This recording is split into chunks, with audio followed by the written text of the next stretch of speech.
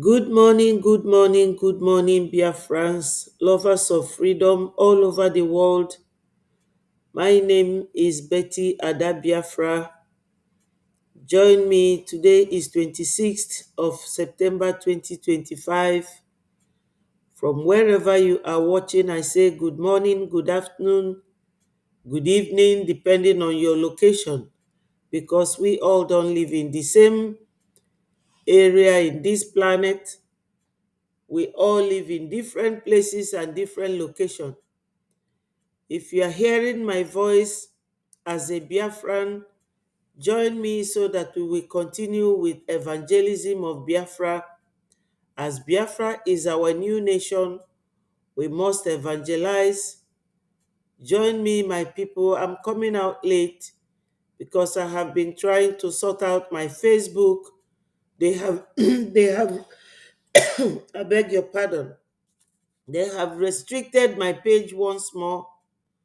But my people, if you are a serious Biafran, you must go to YouTube, subscribe to Betty4 TV, and whenever I am on, you will get the notification. Ndị be anyị ekenekwa m unu. Ụtụtụ ọma, ekene m nwoke kene nwanyị, nke onye chilu ya zelu. Join me, my people, ka anyị gbapụ ya ọsọ. Taa bụ 26th of Septemba, mbọsị onye ndu anyị Maazị Nnamdi Kanu na-eje court. Ya ụmụnne m, anyị nọkwa n'ekpere na-ayọ Chukwu ka ndị zoo terrorist country obodo amarọ maka iwu ka fa discharge onye ndu, relizie ya ka o jee tekie treatment maka na arụ adịrị ya mma. Yesterday agụpụtara m ụzọ ife one bụ ife asị nọ ife na-enye onye ndu Maazị Nnamdi Kanu nsogbu. Asị nọ kidney problem, pancreatic problem, prostate, heart problem, and the nosebleed by the Nigeria Medical Council. So my people, anyị ga na-ekpe ekpele. Yesterday as well bụkwa our onye ndu's 58th birthday.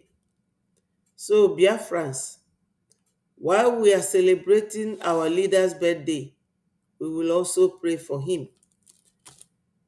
Join me.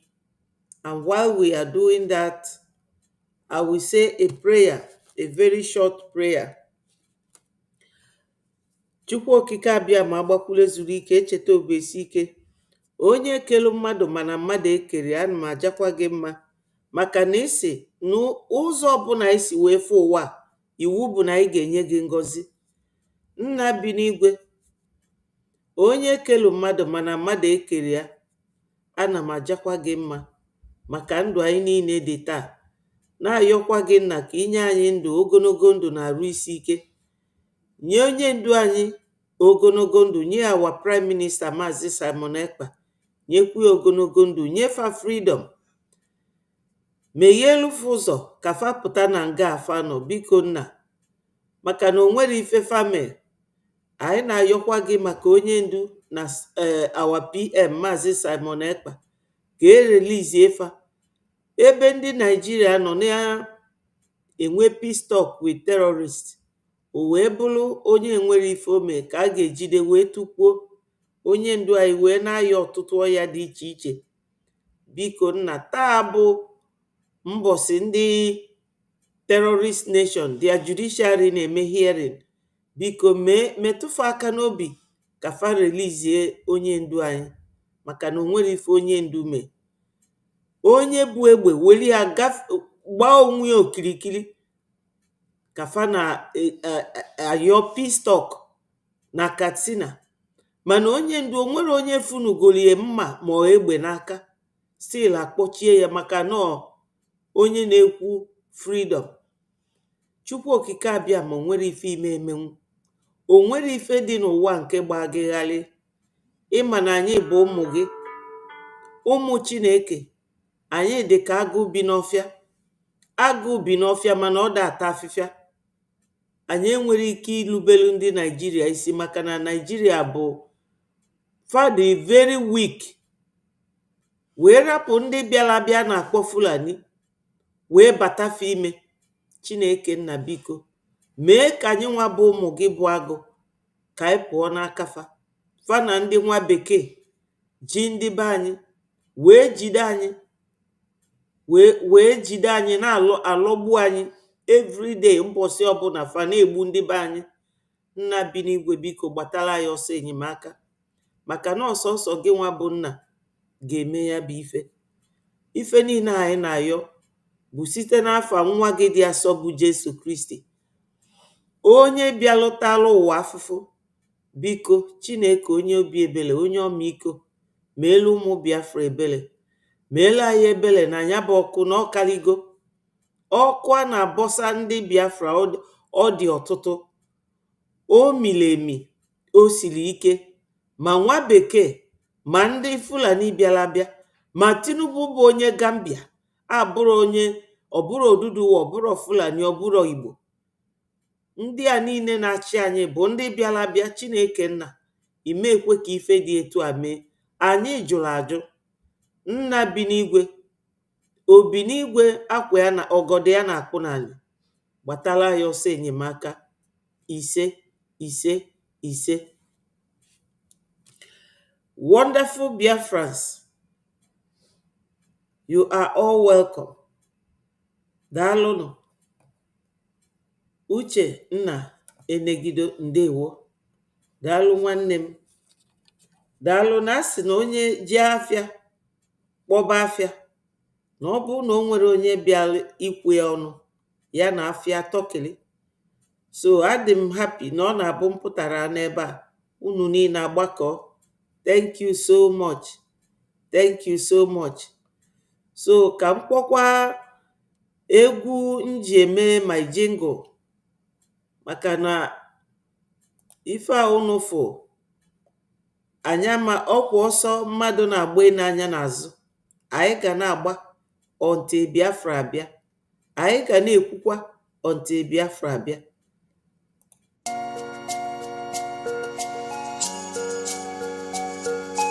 Biafra is only asked for.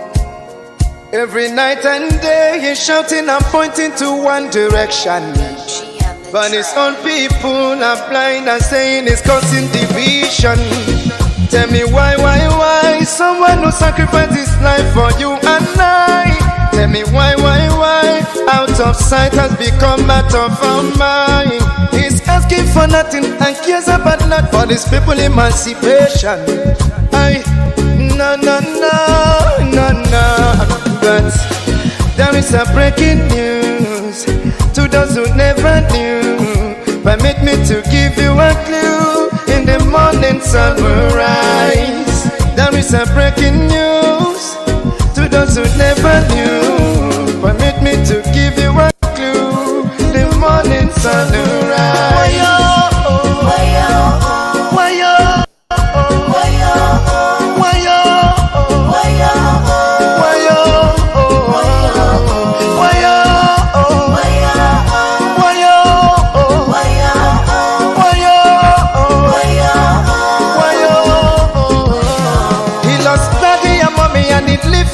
He doesn't care about nothing and abandon his family.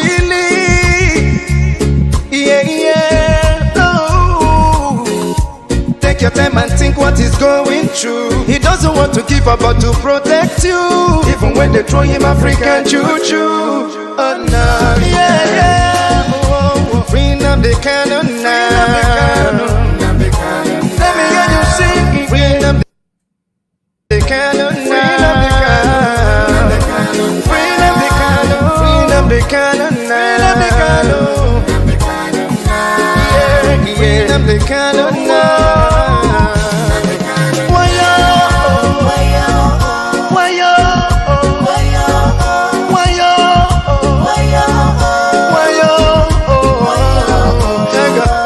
You hate him because of envy. We love him, he's one and only. We follow him because he's ready to die for the freedom of his people. Whatever he said is a prophecy. like it or you live in letter, you believe. He's so fanatical and ever ready to die for the freedom of his people. There is a breaking news to those who never knew. Permit me to give you a clue. In the morning sun will rise. There is a breaking news to those who never knew. Permit me to give you a clue. The morning sun will rise. Bring up the cannon now. Bring up the cannon now. Bring up the cannon now. Bring up the cannon now.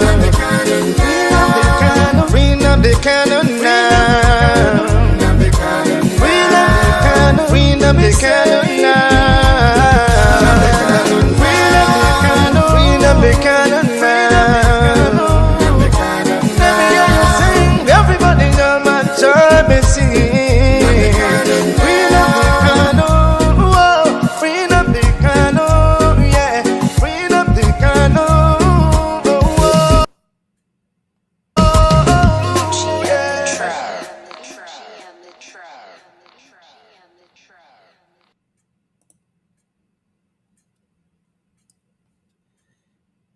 Wonderful Biafrans, my people, I greet all of you. I greet Chinenye Nwannem once more. You can't Ndewo, succeed. ndewo, ka anyị gekwa Elias, come close, let me tell you. onye araba nkonti. Stay away. Elias, come close, let me tell you. Stay away from Biafra. You can't succeed. Elias, come close, let me tell you. Stay away from Biafra. You can't succeed. How the Fulani penetrates Igbos, penetrate Biafrans, a different breed of Biafrans that understood how the Fulani terrorist cabals and Nigerian government works. So when you see the criminal ex-Brigadier cabinet members, the criminal lobbyists that are parading with them in the name of trying to restore Biafra, Biafrans already stopped them on their track. That is why they don't go. They can't move anywhere. Not when some of us. Not when some of us. So Exactly. Nigerian government, I promise you today, the money you are giving to correct. is a waste because That's fine. they cannot go anywhere. They can't go far. Once You're right, they it's take shining. one step, we are taking 5 steps ahead of them. Well, thank you, Your Excellency. My name is Jim Moran. I served in the United States Congress for approximately a quarter of a century. After I left the Congress, I began to Yes, my people, thank you so much. Thank you, everyone, for coming round. ECPA is great. I keep forgetting who I have acknowledged. Please, ọbụna maka kenero gị, biko, ya mala onye ọbụla nọ ebe a mma. Thank you. Make your comments. Enwere m the link. Anybody nwere ike iji wee join m. Onye chọkwara n'ikwu okwu na mgbịrịgba nwekwa ike ịkpọ m na nọmba this very number +4477 067 05575. Ndewo Peter. Ndị be anyị, yesterday enwe Itayanan town hall meeting, and unu ma ife na-ada eme ma enwe that town hall meeting na ọ na-aba ewe fasi eme fundraising, inviting our APM ọbịa virtual visit. Unu niile ma ife bụ virtual visit. Ọ bụrụ na ọ na-eje Itayanan, gbaa moto jebe Itayanan, ọ ga-anọ na bie at the comfort of his house. Ọnọdụ there, ọnọdụkwa na Zoom na-ekwulufe okwu. O nwee ife okwu gasị yesterday m ga-alaikekwa ka anyị gee, mana ọ bụrụ kịta unu n'anya the title of this program, ife okwu bụ Free Maazị Nnamdi Kanu, hashtag Free Maazị Nnamdi Kanu. And it says again that Biafra recognition must be endorsed by international communities. So onwe video m ga-play kịta ka unu na onye kwuru okwu na that video bụ Kenyan president. And that Kenyan president ọwụọnugo ndị Nigeria si fafarapụ Maazị Nnamdi Kanu maka oge ejidere onye ndu, ọ bụrụ onye nwa nọ, onye n'oge ejidere onye ndu as the president bụ Kenyatta, nwa Jomo Kenyatta, onye nwa nọ that time. So this very president, oge ekpesịrị ikpe ndị jidere onye ndu na Kenya, ndị Kenya ma afa niile ikpe wee sifa na afa ga-arịtọn onye ndu. And the judge na Nigeria, unu amaga n'oge ụfọdụ o nwere oge m bịara ikwu okwu maka ndị lawyer onye ndu, our information minister shut me up, ọ sị m mekwuna anything about those lawyers. So m wee mekwa obe, mana m si unu na m trọsụrụ ndị ọkaikpe onye ndu, unu ma na m na-asị asị. Abụrọ m onye asị, adị m ekwuye ka anybody fụ m n'anya, ana m ekwuye na ọka ndụ m dị. Abụrọ m onye asị, ana m alaiki ikwu ifu etu o si wee mee. Etu a unu fụ m, nna m mụrụ anyị mmadụ 13, nwunye nke ọzọ abụrụ nne m mụrụ mmadụ 6, nne nke m nwa mụọ mmadụ 7. Anyị 13 afọ, onwero imama onye bụ onye nne dị iche, anyị niile na-emekọ ife ọnụ. Fa na-ekwu okwu ebe a, nna abịa fasị na m abịabakwa. Oge ụfọdụ fa nọdụ like 2 or 3 of them nọdụ na-ekwu okwu, fasị na m abịakwa n'ọkịta ma kọba onye ọbụla ọnụ. Ọsọkwa gị ya bụrụ na ịbụ onye nke nne mụrụ mụ na ya, ikwuru ana ma o mee ife adịrọ mma n'iru m, iwu bụ na m ga-atụ gị njọ gị n'iru. O nwere ife eji asị eme. Eziokwu ga-esevu ife asị ga-ekpuchi, and eziokwu afọ ị ga-ekwu ga-save many lives. So why not say the truth? Despite the fact that our Lord Jesus Christ told us that it is only the truth that will set us free. And na ndị eziokwu ga-afụ the kingdom of heaven. Onye ndu Maazị Nnamdi Kanu si anyị na all the 4 things, anyị bụ Biafrans, na anyị dị transparent, and na anyị dị whiter than snow, and that we must say the truth even if it leads to your death. So amara m asịlụ anybody asị ka i wee like am. Kpọọ m asị, o nwere ife asị gị ị na-akpọ m ga-eme n'ebe m nọ. Ifugo. So ife anyị na-eme ebe a bụ ife mmụọ. Onye anyị na-achụrụ aja bụ oke mmụọ. Nwoke Kenya si ndị Nigeria rapụ na onye ndu, rapụ na ya, Nigeria gọọmenti ekwero. Ọ bụ na any African nation ga-recognize on this our second missionary journey for our freedom, maka na izizi Tanzania, Gabon, all those countries in Africa recognize anyị. I lose that one.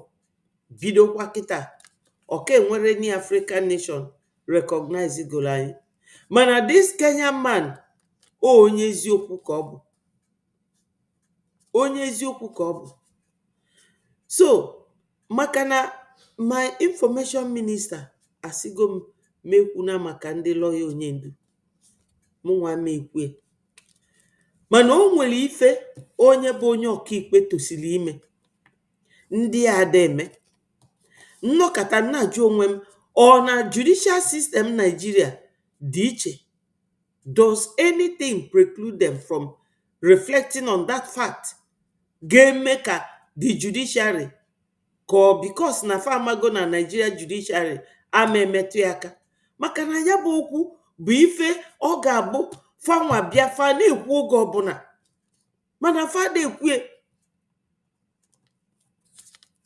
ọbịa ọ na-agba mmegharị.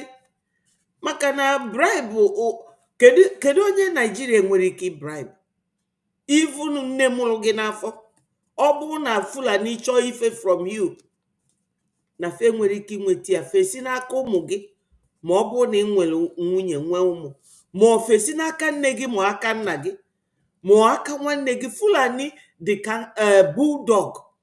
bulldog tado nkịta ọzọ eze, before iwepụtie from it ọ na-afịa arụ. Ọ ka Fulani dị, mana ndị be anyị amarọ.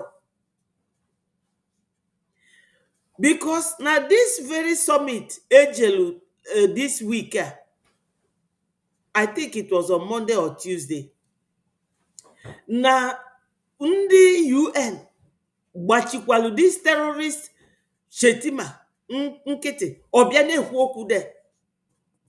Ịma aghọtazi ma UN ọ bụzikwa UN, ma fa na-emezikwa ife dị mma, fa na-emezikwa ife dị mma.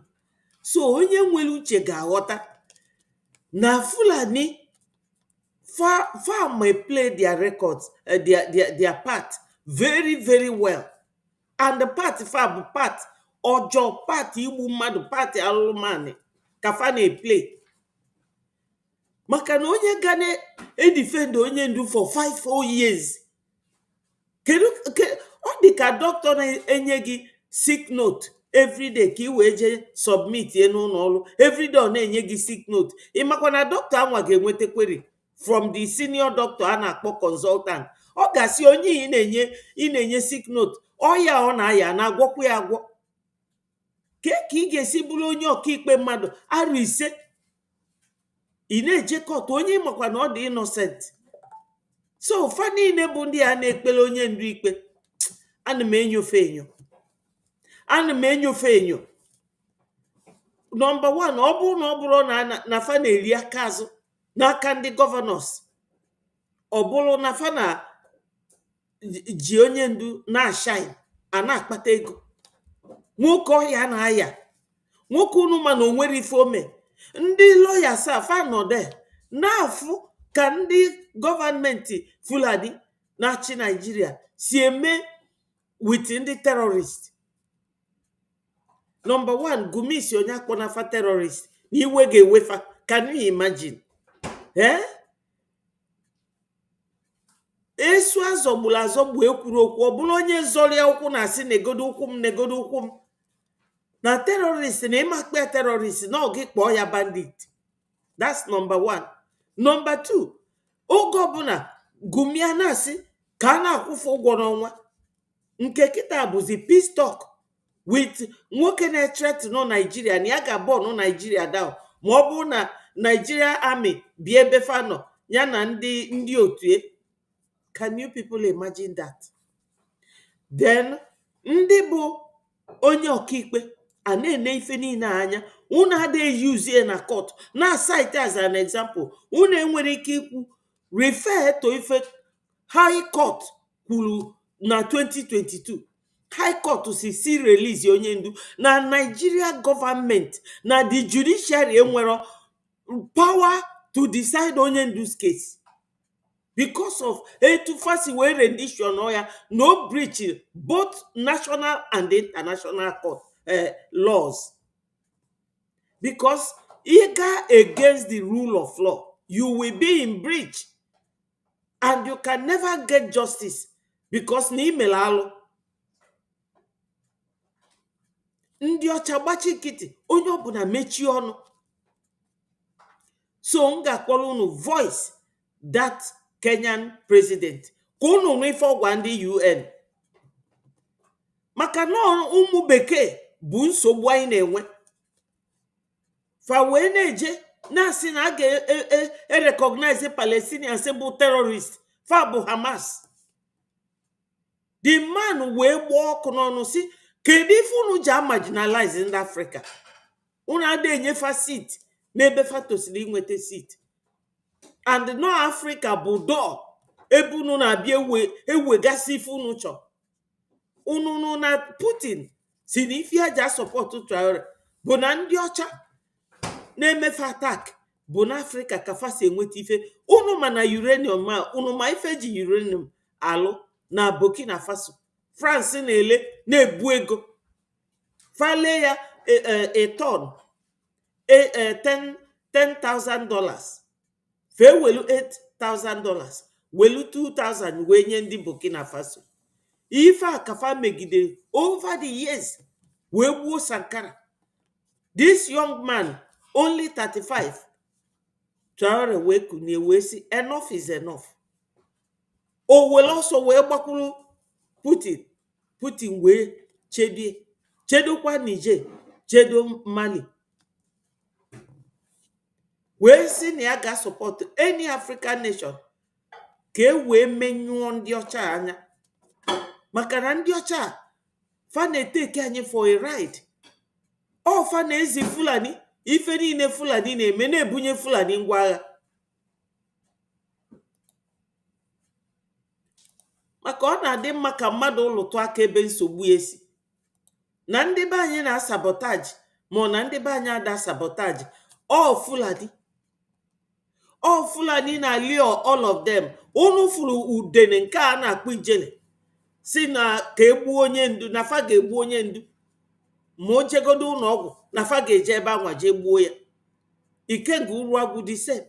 Ọ Fulani the other time akpụrụ ya wee jee court, unu fụrụ ya ndị Fulani gbanya round obedia down na salute fa. Ọ ndị na-eyuzu fa. Mana ijele elozogo na ọ nọ na Turkey wee nwụọ iyi si na ya rapụkwa Maazị Nnamdi Kanu na bịa IPOB, na ya na famili ya ga-ekpochapụ anọ ife ga-emie. Maka na anyị nwa bụ ndị nne, anyị ga na-agọrọ ọfọ bụkwa ọfọ ọjọọ na ife ga-emefa wite ọbara ụmụnne anyị a na-akwafu. Onye ọbụla welitere ọnụ wee wishie Nnamdi Kanu evil, ife melu ndị ụmụ Biafra enileni ga-emefa 10,000 times. Etu a ka ọ ga-adị, because nsogbu anyị na-enwe ọnwa bekee bidoro ya.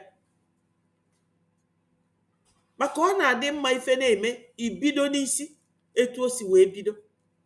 So my people, anyị ga-eje gee our APM ntị, but before mkpọ his video, ka m kpọrọ unu video nwoke onye Kenya ka unu solu m wee nụ what he said, because asọkata eze anya ekpuru nkata wee gwue okwu. You know, ndị UN a felugo ka a ga-edisband fa, dissolve UN, because UN bụ evil. United Nations photo trick ka ọ bụ. Still Africa remains their footstool.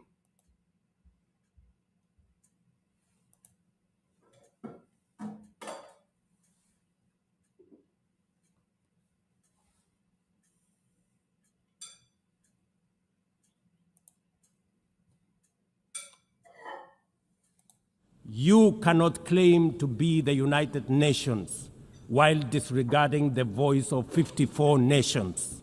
It is not possible. 54 nations. Oh, if Africa dey. Or see, you cannot be the United Nations and disregard the voice of 54 nations. Ọ dị ka ebe ị na-eji agụta ọkụ every day. Ebe ị na-eji agụta ọkụ every day. As a child, anyị na-eji nkụ wee na-esi nri before gas apụta. Ụmụnne m ka gas pụtazikwa m wee si nne m na m ga-egolu gị gas a.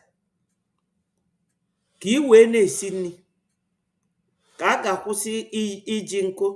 Anyị bido n'ụmụaka wee yuzube nkụ dịka ebe ị na-eje agụta ọkụ, ịfụ na ọkụ na-agba n'anya bụ ebe ị nefere anya na-eje ebe ị na-eje, ịma na ị bụ onye ọjọọ. Ife a bụ inu ka nna tụrụ unu. Ebe ị na-eje agụ ọkụ as a child, ịchọọ isi nri ije gụrụ ọkụ ebe anwa. Ndị be anyị, unu ma ife m na-ekwu. Ndị ọcha bụ na be anyị kafa na-abịa agụta ọkụ. Be anyị mminu bụ the entire 54 nations of Africa.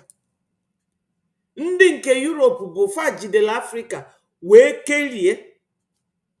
O nwere any African nation dị independent. Anyị dịgbado under ndị Europe. Anyị niile dị under Europe, under their control. Ife niile bụ mineral resources Chukwu nyere Africa ọ n'aka ndị ọcha ka ọ dị. Yet fabia na UN, ife fa ga na-akọ, fa na-akọ n'enu, ignore ndị Africa. Hello Sapi, ndewo. Thank you so much for joining us. UN bụ devil, Golgotha, ebe a na-akpọgbu mmadụ n'obe. Or UN, ndị ọjọọ. Because for UN, inwe the temerity to allow a man known as a terrorist nation to come there and be talking. Ọkwa fanwanyelu Nigeria iwu na 2022 to release onye ndu within 6 months. That 6 months has not passed. UN cannot talk because they're supposed to sanction Nigeria. They're supposed to sanction Nigeria as a measure for their disobedience, because they have charter, which is law, that controls them. And when you disobey UN, any of UN charter and violates it, your punishment will be sanctioned. No Western world or any country should go and buy oil or gas from Nigeria. Or a penal punishment. But no, UN did not do it because they come to steal the oil free without paying any dime. Rather, they will make you to go to IMF and borrow and mortgage your life with them so that you can never come out of debt. Ndị ọcha ji anyị egwu egwu too much. Because if any nine I got through today, oh na kafa kode. They started it all. You know? So let's listen to this Kenyan president. You cannot claim to be the United Nations while disregarding the voice Mr. of William 54 Ruto. nations. It is not possible. Africa is no longer willing to wait on the margins of global governance while decisions about peace, security, and development are made without our understanding, without our perspectives, and without our voice. Africa's exclusion is not only unacceptable, unfair, and grossly unjust, it also undermines the very credibility of the United Nations, this organization. Africa dominates most of the Security Council agenda, provides some of the largest contingents of UN peacekeeping forces, and bears the heaviest costs of instability. Yet we remain the only continent without a permanent seat at the main table where decisions about our destiny are made. Yes, Africa remains, let me just take it back a bit so that I will take some key points from what he's saying and discuss with it.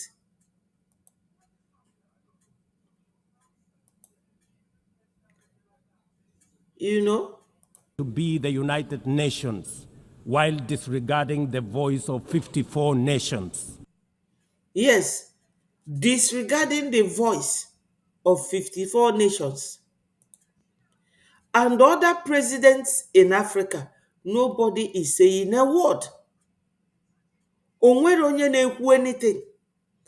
Fanọdụ na support ndị na-akpọ isi anị because na ife julu na UN now bụ ndị very corrupt people.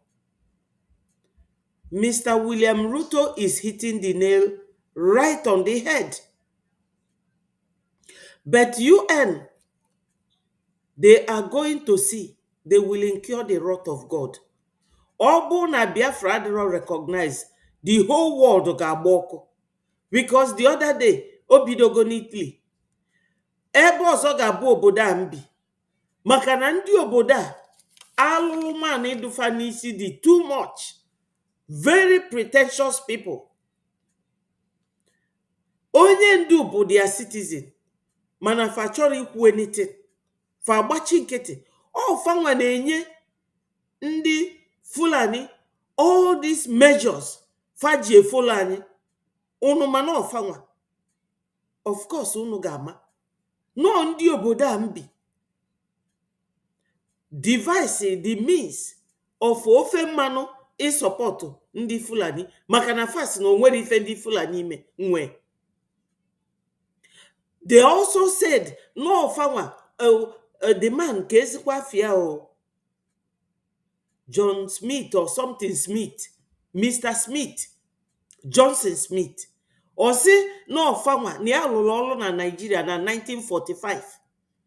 No farmer rig election.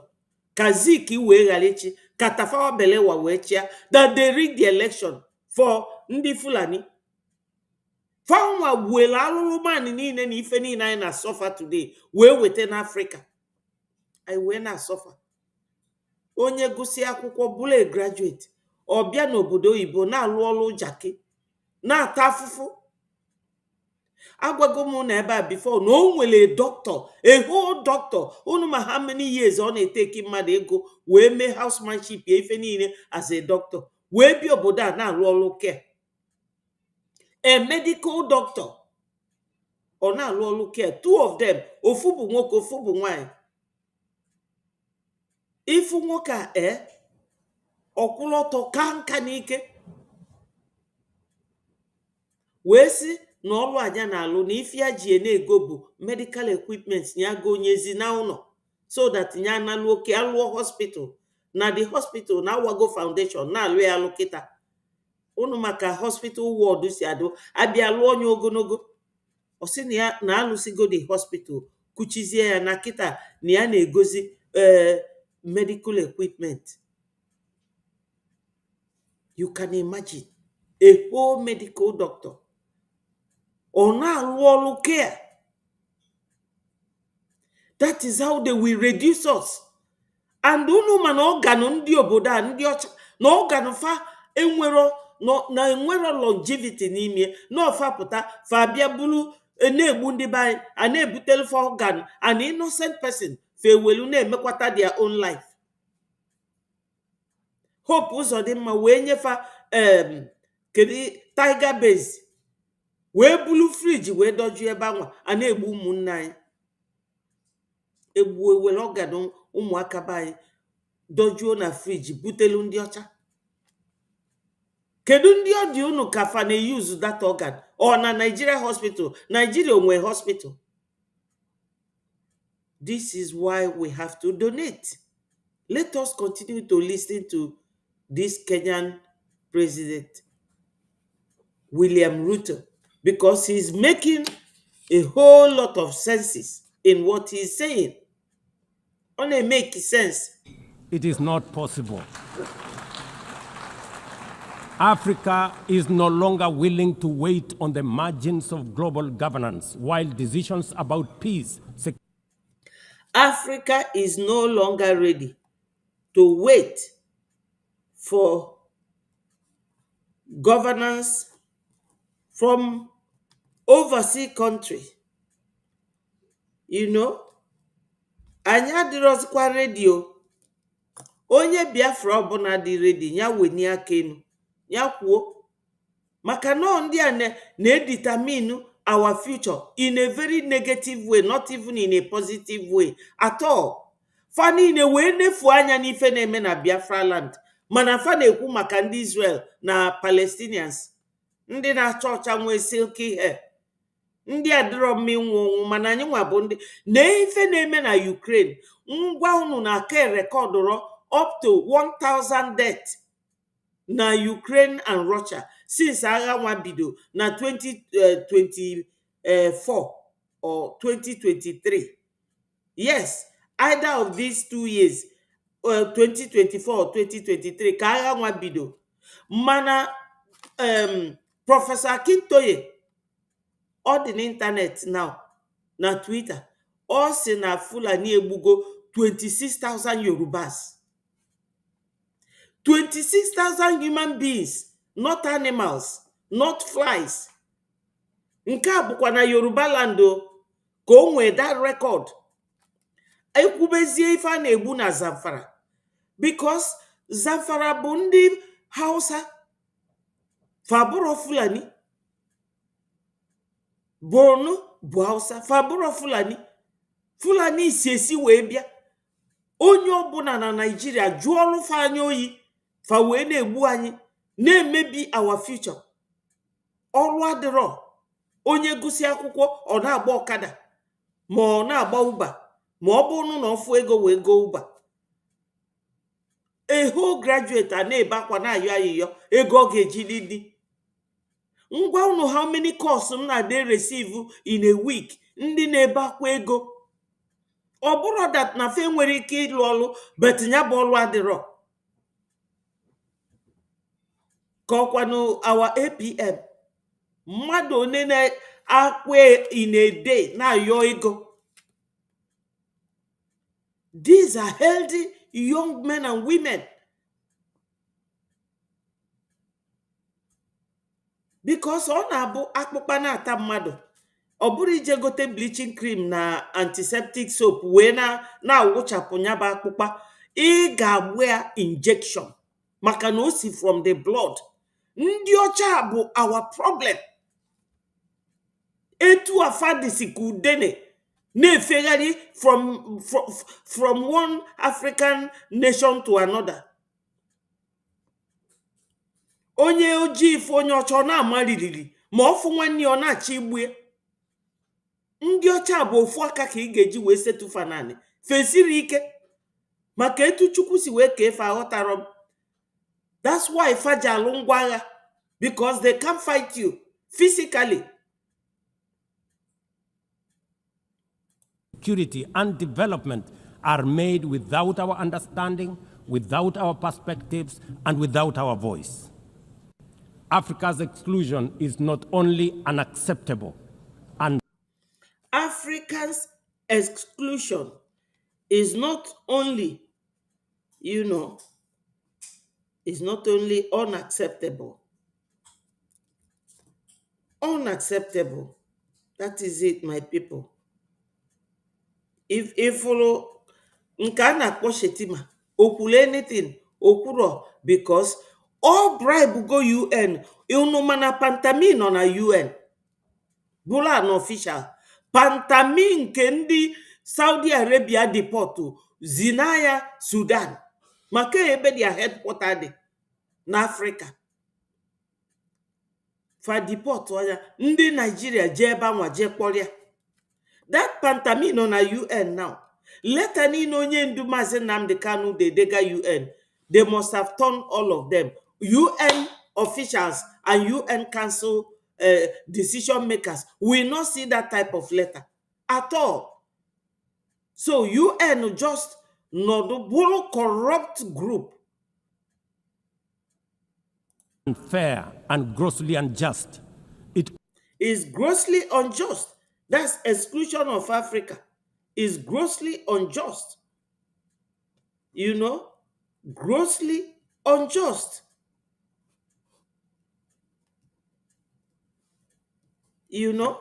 That's what he is saying. also undermines the very credibility of the United Nations. It undermines credibility of United Nations undermines it because UN si na ifefe bịa bụ keep peace, make sure na everybody dị okay. But that very principle, they are not holding it. And their action undermines their principles. Fakwulu ọzọ na-eme ọzọ. Ọ ife nwoke a na-akọwalụfa. Isi na ịbụ onye okpe udo, ifu ebe a na-etigbu mmadụ ịgafelu, kedu ụdị mmadụ ịbụ? What type of human being are you? UN is good to be dissolved because their nepotism is too much. Their ignominy of justice is too much, or injustice. They pay lip service to what their principles are. They don't do it at all. This organization. Africa dominates most of the Security Council agenda. We dominate most Security Council agenda. That agenda bugini kafabia na-ebu our minerals wee na-alụ alụpụta security ife je secure obodo. Falụsia ya, Africa adịghị nweta anyone. Onwere anything. Nothing at all. It undermines the principles of UN. Their action Provides some of the largest contingents of UN peacekeeping forces and bears the heavy. Yes, Africa, all the peacekeeping forces, like in the army, in the army UN, bụ mainly Africa. Mainly Africa. Managing other peacekeeping force, a save African nation. Not at all. Ofiaba, ekpolufaje, obo nobro Ukraine, ekpolufaje Israel, but they cannot use them for Africa. Injustice on the highest level and standard. Obvious costs of instability. Yet we remain the only continent without a permanent seat. We remain the only continent, without permanent seat na UN. Unu na anụ ya? Maka ọfanwa bụ ndị na-eje ebe anwa, ma nke bụ seat anybody need, ndị na-make decision makers, onwero. Africans are not included in anything. Fapụtafasị na Africa na onwere ife anyị na-egenerate, na onwere ife anyị bụ, that our matter cannot be, they cannot leave their country bịakwube maka Africa openly. Yet everything, uranium, ifefa ji alụ, ifefa ji eje na moon, ma nke fa ji alụ ngwa agha niile, bomb ma everything, bụ na Africa kafa na-ebutie. Congo, Burkina Faso, ebe fa si ebute all these things. South Africa, fa busie all those minerals, fa bịa na Nigeria, bulu gas, bulu oil, crude, nke plane ji efe n'enu, ọ na-aba anyị ka esi ebutie. Onwe nke fa nwe, they will reserve it, na-use our own. From century to century, their own are not under reserve. Because na Scotland nwere oil, mana Britain ameje ebe anwa, fa ga-edobegodi on reserve, na-use nke anyị nwa. Fa bịa febulu the biggest vessel wee bịa na amị oil. Eluo na UN, Africans anọdụ iche, fa nwa anọdụ iche. Eluo na ndị na-emeki decisions, ma ofu onye Africa bụ one of them. Asina bụ United Nations. What rubbish United Nations ka bụ? At the main table, where decisions about our destiny are made. Yes, decisions about our destiny.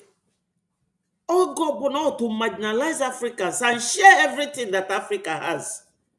The other day, egosi munu helicopter na-eje n'ime ọfịa na-eke ndị Fulani egbe. Ọkwa onye ọcha, kedu ebe onye ọcha nwa si n'obodo a mbi? because for now all fanwa na France na sponsor Nigeria. Chukwu ga-akpọfe ọkụ ife amenitli on Monday ọ ga na-eme na befa one by one, ọ ga na-eme befa ncha, ndị na-akpụ isi ani ga-edestroy ifa. Ọ bụ na fe recognize Biafra ọkụ ga-agbafa ncha because Biafra bụ ụmụ Chineke. I'm not joking. Biafra bụ ụmụ Chineke.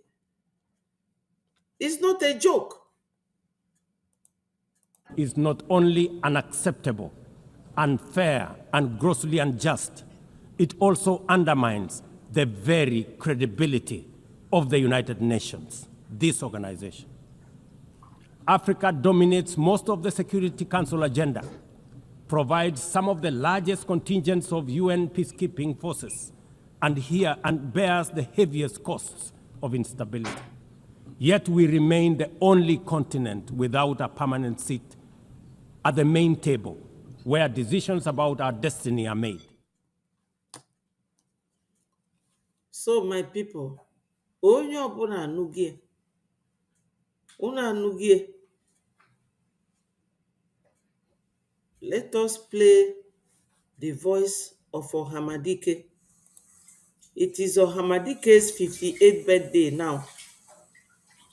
And unfortunately, Honoro outside to celebrate his birthday.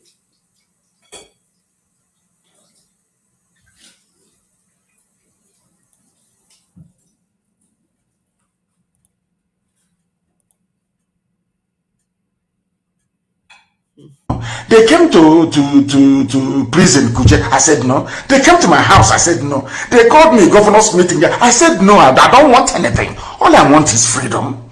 All I want is Biafra. Why do you think I had issues with Chief Nyanwodo? Why? Why do you think I had issues with him? Because of the same thing. I said that way people are going. Ojuku went that way. They rubbished him. Look at Imo State. See what they did to him in Imo State. The same political process. You join, you after a while, you vote. After voting, they declare whoever they like as their winner, and that's the end of the game. So I will never join any zoo politics. I will never stop fighting for Biafra. Listen to me very carefully. My father, my mother died as a result of this. I have lost men as a result of this. IPOB family members that I was close to have died. They did not die for one Nigeria. They did not die for Nigerian party politics. They died fighting for freedom. And that freedom we are going to get on their behalf. Your next question, please. Thank you. So the reassurance is that even if they call you to make you Nigerian president, that you always stand on Biafra.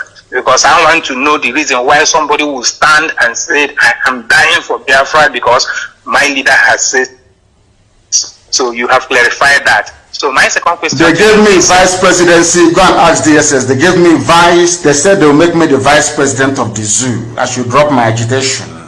This happened in October of 2015, and I said no, I won't drop it. Ask them. That was the day I gave them the advice about building railways, and they're now building railways everywhere. Ask them where that advice came from my meeting with DSS in Abuja, and I told them I don't want anything from them.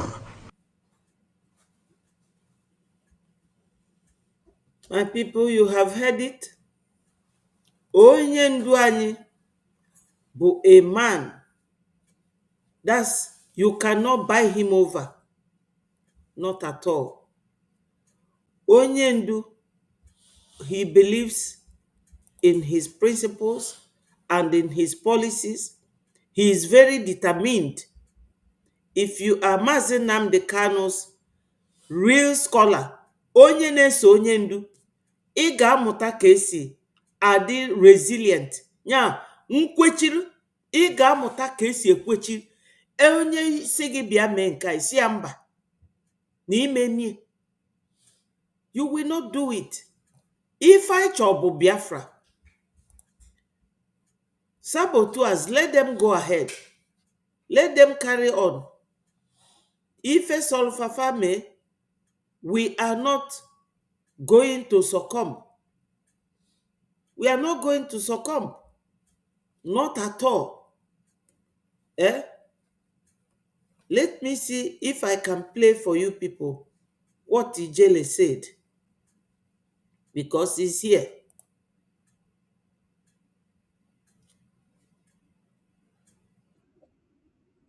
When they say they release the car, we go buy am inside front of it, no go pass that Maitama. You dey hear me? E no go cross that. Make them say they want send them to hospital. Unless we no get the idea, we go buy them for this Abuja. If DSS go arrest me, make they arrest me. Say they want, make them try am. We go buy am.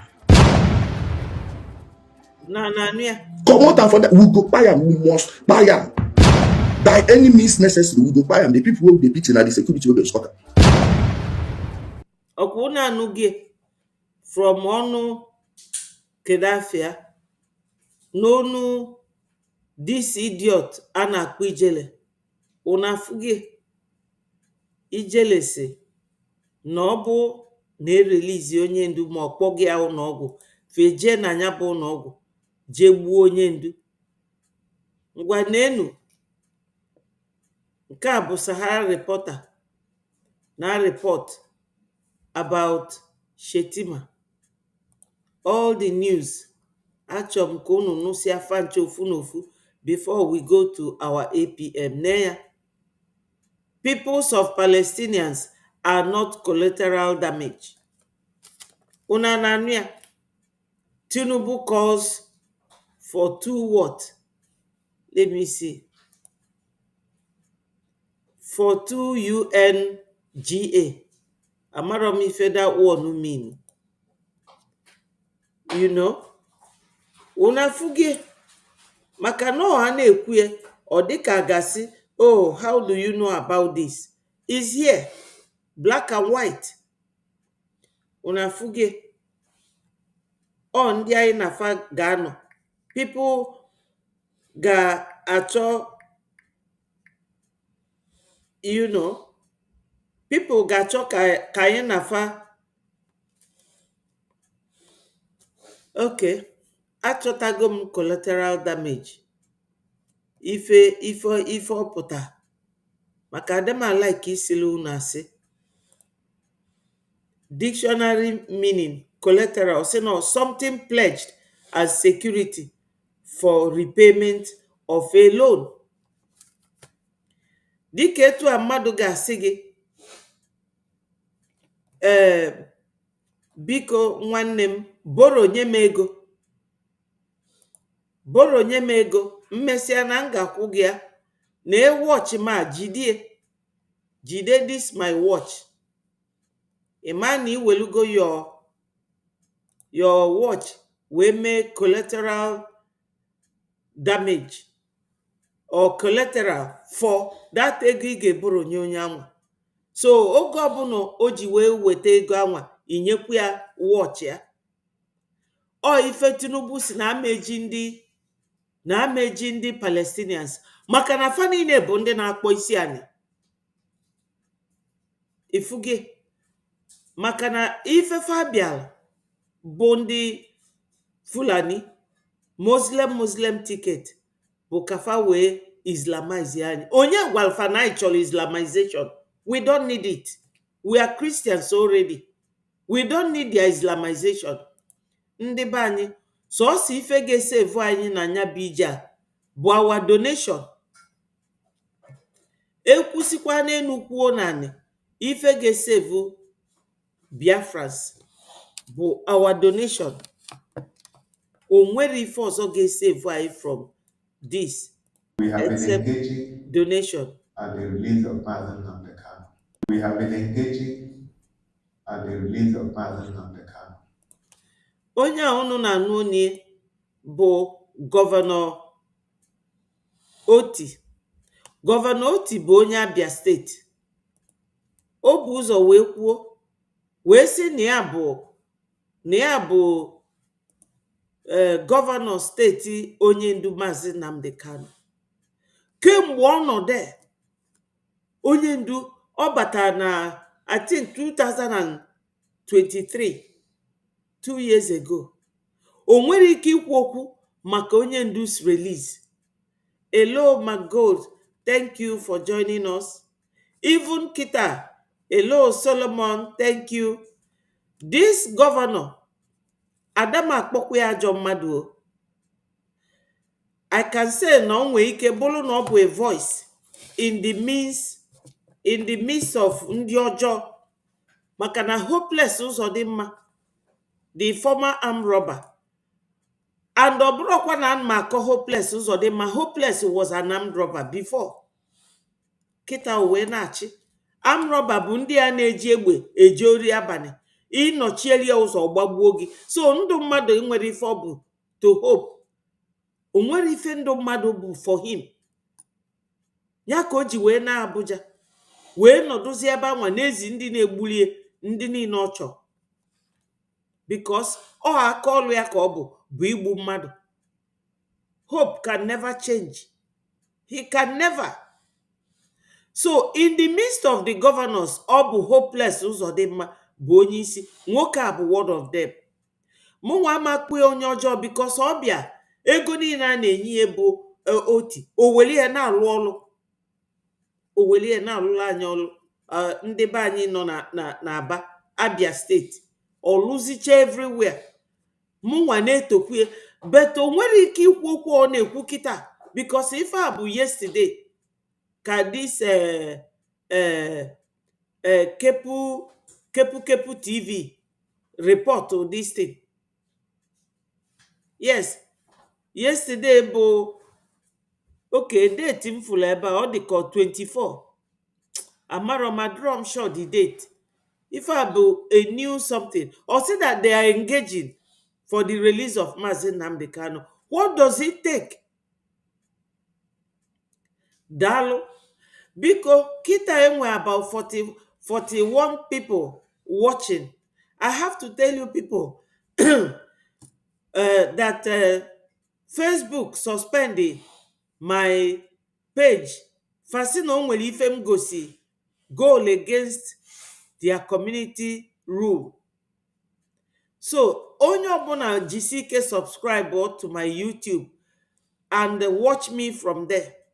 And achọgo m ịrapụ, m ga-arapụ Facebook because that their nonsensical rule odoro m anya. Ije na Facebook kịta ifu ụmụ nwaanyị gba ọtọ juo ebe anwa, Facebook arapụ ya because ọ ife na-ewetalufe ego. But igosi onye bụ egbe ma igosi onye amị fasi na o breach their rule. Ọ ka unu wee fụ ụdị ụwa anyị nọ n'ime kịta, ebe ife ọjọọ ọtọ na ọbụla ife ọma. So last night I was going through it when I contest their reason for sinafa na mu gosilu ndị bụ egbe, ndị terrorists, that na the teaching adro good for their page. And the first sanction gone before for 1 month. Now sanction come again now because of the same thing. So I'm tired of Facebook. I will switch to Twitter later on. Ncho onye ma emeditin ka onye nwa melu ya. You know? If I be mmadụ na-aga through all the lies, ife ọjọọ, anyị nọ n'ụwa ife ọjọọ bụzi ife ọma.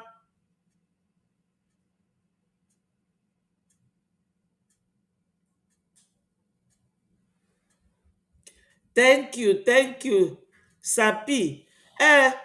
That Udele, servant ndị Fulani, mana ihe anwụ na Turkey, ife ga-egbu. Ọ sị onye ndu na ya na-aṅụ iyi na ọ bụ na esoro IPOB wee luo n'isi ka anya na familie ka Chukwu kpochapụ fa ndị oge na-abịa, oge Chukwu ga-ekpochapụ ya. Maka na ọ bụ na ọ kpachara anya ụmụ Igbo elerie ambush. Ọ bụ na ọ kpachara anya n'etu o si akpọ onye ndu afa na-akpọ na ọ ga-egbuchie na ọ bụrụ onye ndu. Ọ ife ome, you know, ọ ife ome, unu anụgo n'onu. Maka ọ bụ na m just kwuo ya ọ dịzi aka. So I'm like mkwuru a n'ife ka mfu di video mwepụtie ka onye ọbụla ma na ife a na-ekwu n'eziokwu. Because program abụrụ sọsọ ịbịa na-ekwu okwu, ọ dịkwu mma igosi onye na-ekwu nke ọ na-ekwu, ị na-egosi na video. So this governor Oti, ọ na-alụ ọlụ ọfụma. mana ọ aktịrọ n'oge na ya niile onye ndu na-aya ọ nọ there. He's supposed to talk as the state governor of onye ndu state. That alone is enough. Maka na ọfa bụ ndị gọvanọ ji onye ndu kịta, because the face of the tiger is very scary. Onye ndu na-achị the whole Biafra land, ebe fa niile bụ gọvanọ in different states.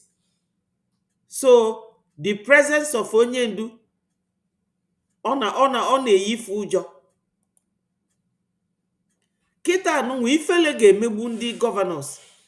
Other governors of Borno State nọ kịta na-negotiate with ndị bandit, terrorists.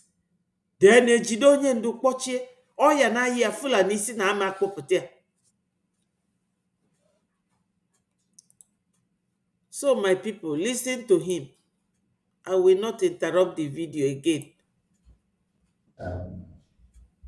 But the level at which we are engaging and the discussions that have happened and the assurances that have been received are not for public consumption, since it may hurt or derail the process. But you can take it for granted that as his governor, I'm in the forefront of ensuring that he comes back home. And all the Southeast governors are in tandem. So we are discussing it. So we are discussing it. Ka m gwa unu eziokwu, ọ bụrụ onye kwu eziokwu gịnị emie? Governors ji onye ndu eme politics. My people, this is our leader today in the court.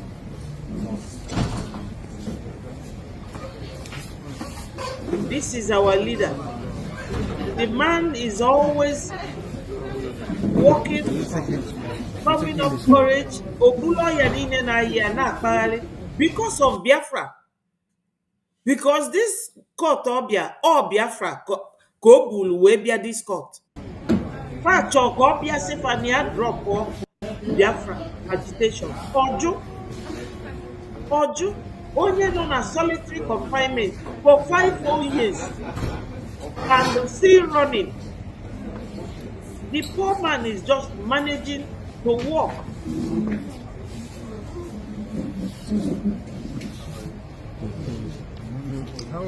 And he goes around greeting everybody. It is well. It is well. Bless you, brother. Bless you. Thank you very much. That's a quick picture. Nke a bụ ya na nwanne ya nwoke. Ifugie. So my people, what can we do? Ka anyị wee pụta n'aka ndị ọjọọ, pụta n'aka ndị UN, pụta n'aka ndị Europe, pụta n'aka Fulani. Ife ga-eme anyị ka anyị pụta. And I thank God. Unu ma ife na-ekenelu Chukwu, our PM, Maazị Simon Ekpa. Ebe anwụ unu na-afụ ya. Maazị Simon Ekpa is also a visionary, a prophet. Unu mano ọ bụ ụzọ wee recognize ya. Nke a bụ picture onye ndu. Mụnwa melu nke a edit yesterday for his birthday.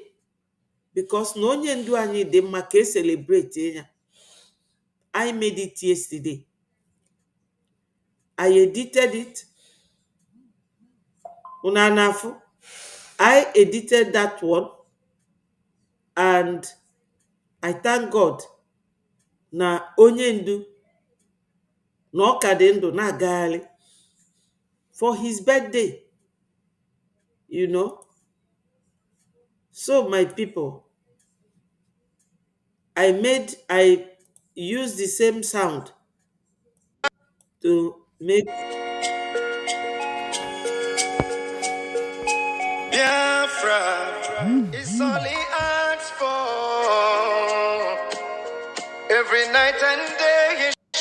are pointing to one direction. But his own people are blind and saying it's causing division. Tell me why? Someone who sacrificed his life for you and I. Tell me why? Out of sight has become out of our mind. He's asking for nothing and cares about not for his people emancipation. No. But there is a breaking news to those who never knew. Permit me to give you a clue. In the morning sun will rise. There is a breaking news to those who never knew. Permit me to give you a clue. The morning sun will rise.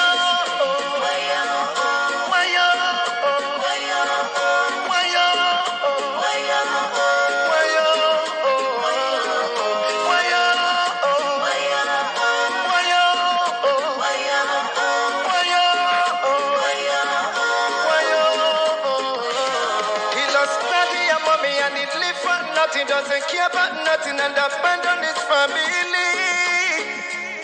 Yeah. Oh. Take your time and think what he's going through. He doesn't want to give up but to protect you. Even when they throw him African juju. Oh no. Yeah. Oh. Bring up the cannon now. Let me hear you sing. Bring up the cannon now.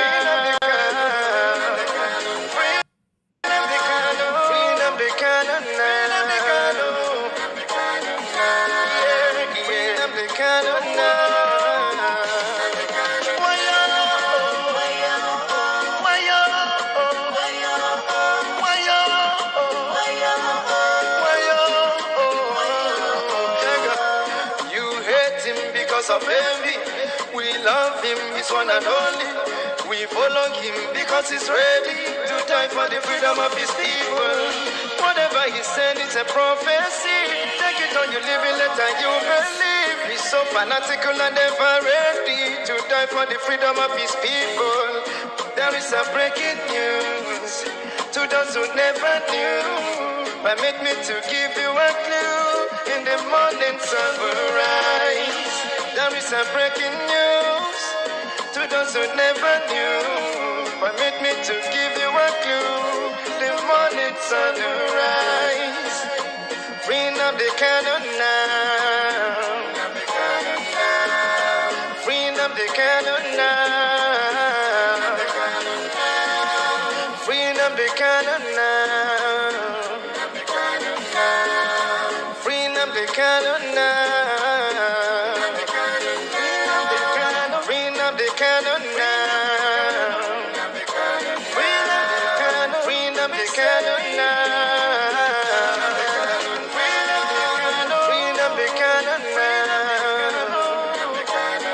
Yes, my people, free Mazi Nnamdi Kanu now. That's what we say. And that's the way it's gonna be. Mazi Nnamdi Kanu must be freed. Let us just listen for the news in the next hour to hear the outcome of his hearing. Ndị be anyị, nke ọbụla m ga-abịa gwa unu. Yes, you see, Udele is working for Orabu Fulani. O nwere onye ya na Ngozi Ada alụ ọlụ. Thank you, Clement. I know you used to come from Facebook. Facebook sanctioned my page. So, all the money is in YouTube. Thank you so much. Ọ ga-adịrị gị mma. Ndewo, we move. Yes. Onye niile na-achọ onye ndu Mazi Nnamdi Kanu ogbugbu chọrọ igbu Biafra. Ụmụ be anyị niile a na-eje asakolo ndị Fulani. Famaro na Fulani yuzucha gị, they will dump you. They will dump you. And ifefa na-eche bụ ka ọ bụ na egbusi onye ọbụla, gị nwa bụ onye lụlụfa ga-egbukwu gị. Maka fa chọrọ presence ndị Igbo na-ata ndị Fulani na ndị nwa bekee alụ n'anya. Yes, thank you, Sapi. Ọ bede onye ndu. 58th birthday. Una afụgo na onye ndu anyị ọnọgo 5 years n'ime ụlọ mkpọrọ. 5 years ọkeji wee mee ife bara uru. Ewesie that year ọnọdụ n'enu ya na-ayọ ya because ebe onye ndu nọ anwụ adacha onye ndu. Ifugo nke ọpụta kịta onye mafa ga-erelizie anwụ adacha mmadụ for 5 years ọnọdụ na basement n'okpuru ụlọ. Anyị nọdụ ebe a na sabotage na-agbagharị. Onye Fulani ma ife nwanne ya chọrọ. Ị nwere ike ịfụfa kafa na-aga iche iche cha cha cha. Anyị pụta ya na-akpọfe ewu fa akpọzie anyị grass. Fa si na anyị na-akpọfe ewu mana anyị nwa bụ grass fa na-ata anyị. Thank you so much. Nnenna, thank you. Thank you. Chukwu ga-agọzi gị. Daalụ.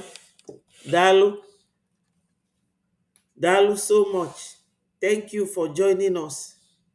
Yesterday bụ 58th birthday onye ndu. O spendigaru ise going to 6th ward na prison underground. Onye ndu anọrọ na prison. Ebe anwụ ọ nọ bụ na basement. You know, onye ndu nọ na basement. My people, enwekwa m link for anybody chọrọ join m na studio. Mana all the same, aga m like ka mkpogodu video, play video our APM. Esendigo m the link again na comment section for anybody chọrọ join. So, let us go now and play the voice of our APM. Yesterday, Ifa bụ his speech during the, in fact, I were 4 programs yesterday during the Itayanan town hall meeting. Ifa Koku during his speech. Thank you, Minister Tutos. You are doing a good job, you and the entire team, with our Honorable Minister of Information, Mazi Sani Aparawa. Thank you.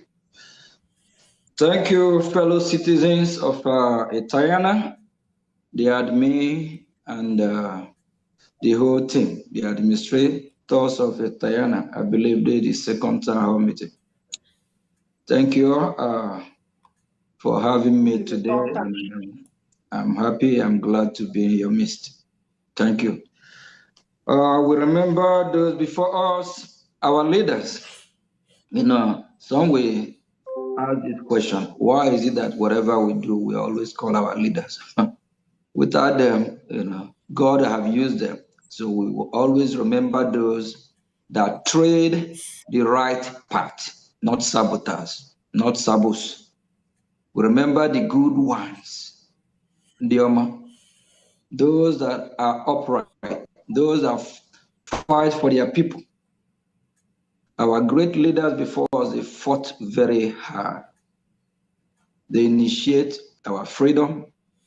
They open our eyes, even when some are blind, they don't even know what is going on. Why some are drinking palm wine, eating both cat leg and cat nyash, everything. They forgot to fight for their freedom. These great leaders, they step up, saying tomorrow, knowing that if they don't initiate the fight for our freedom, we all will live like Dundee and die ignorant.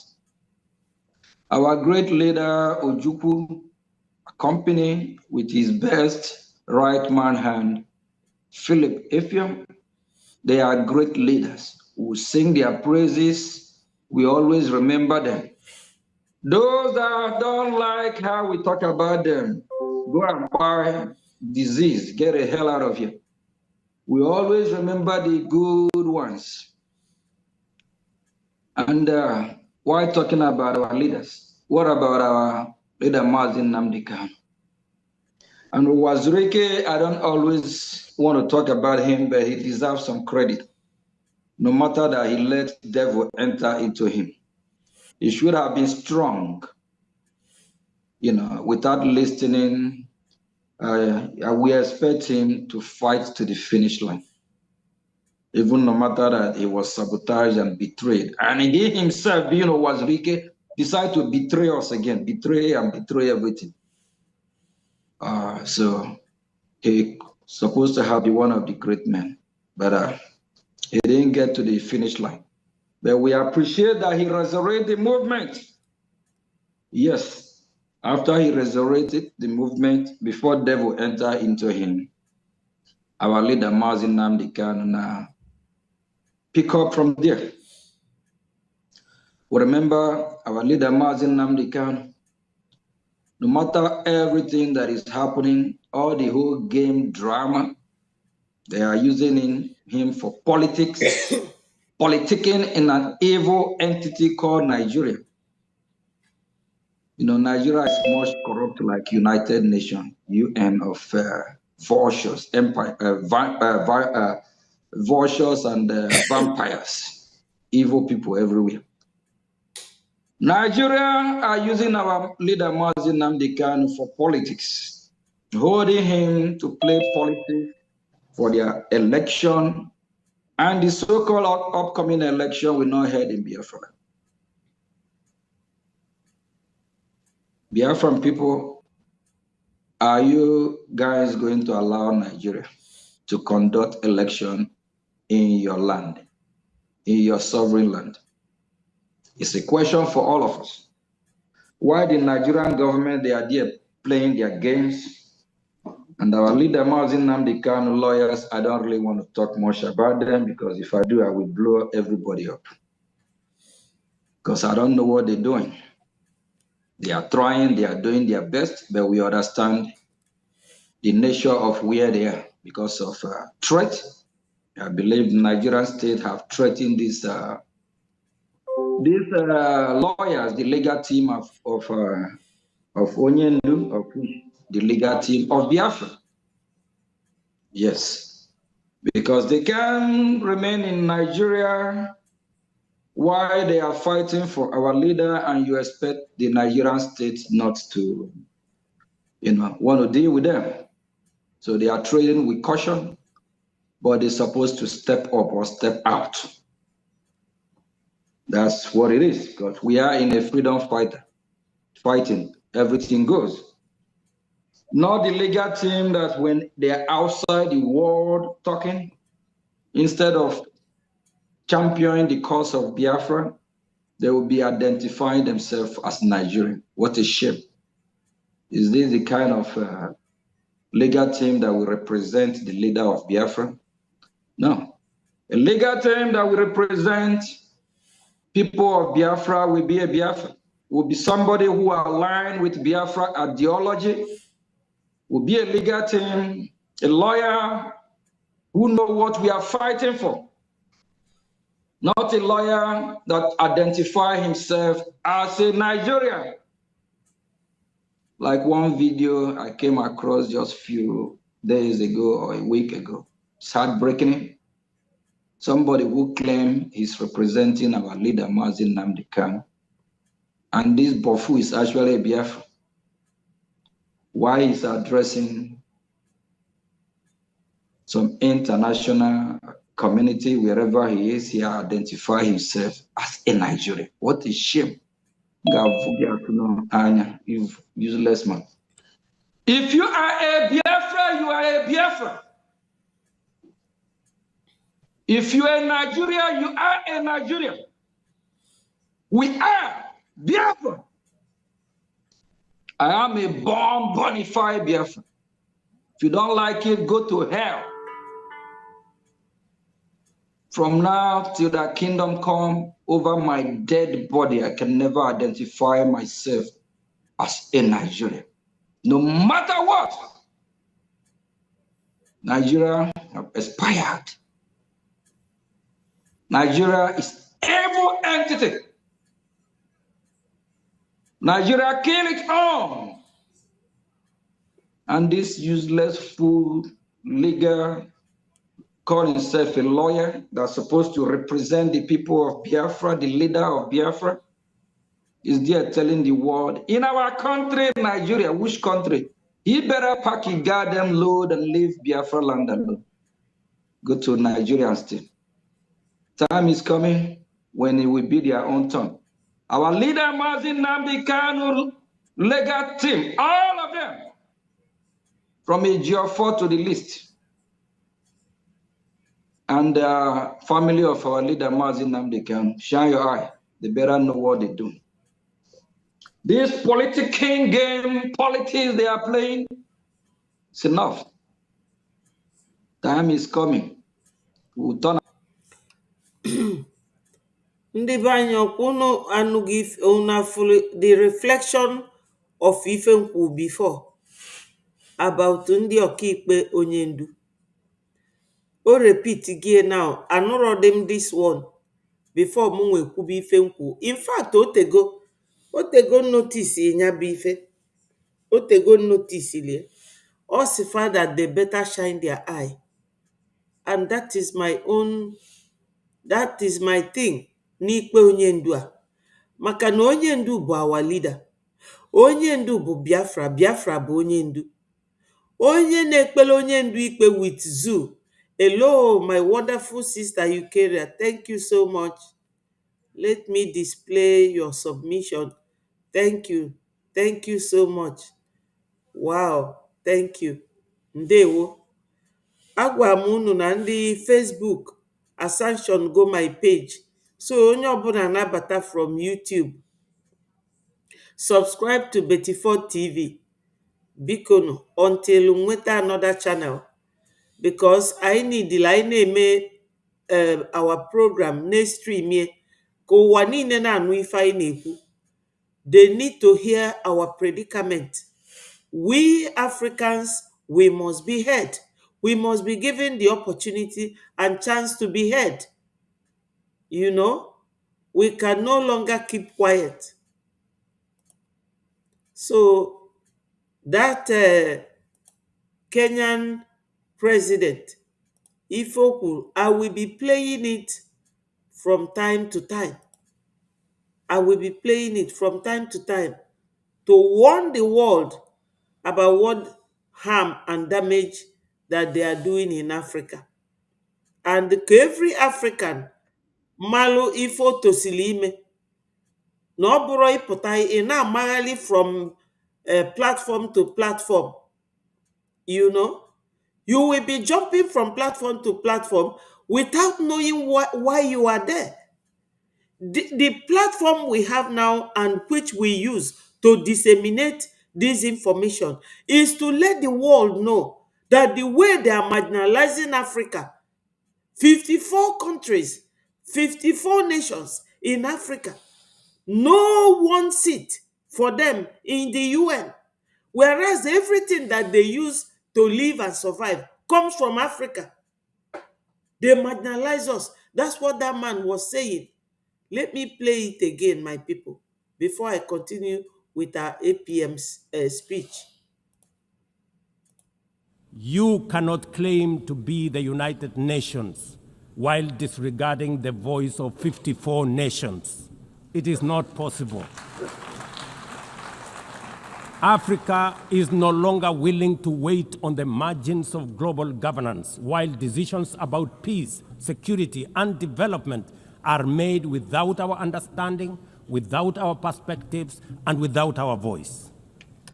Africa's exclusion is not only unacceptable, unfair, and grossly unjust, it also undermines the very credibility of the United Nations.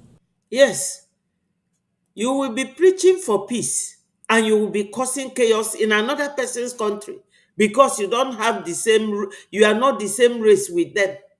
Whereas everything that is good in your country is from Africa.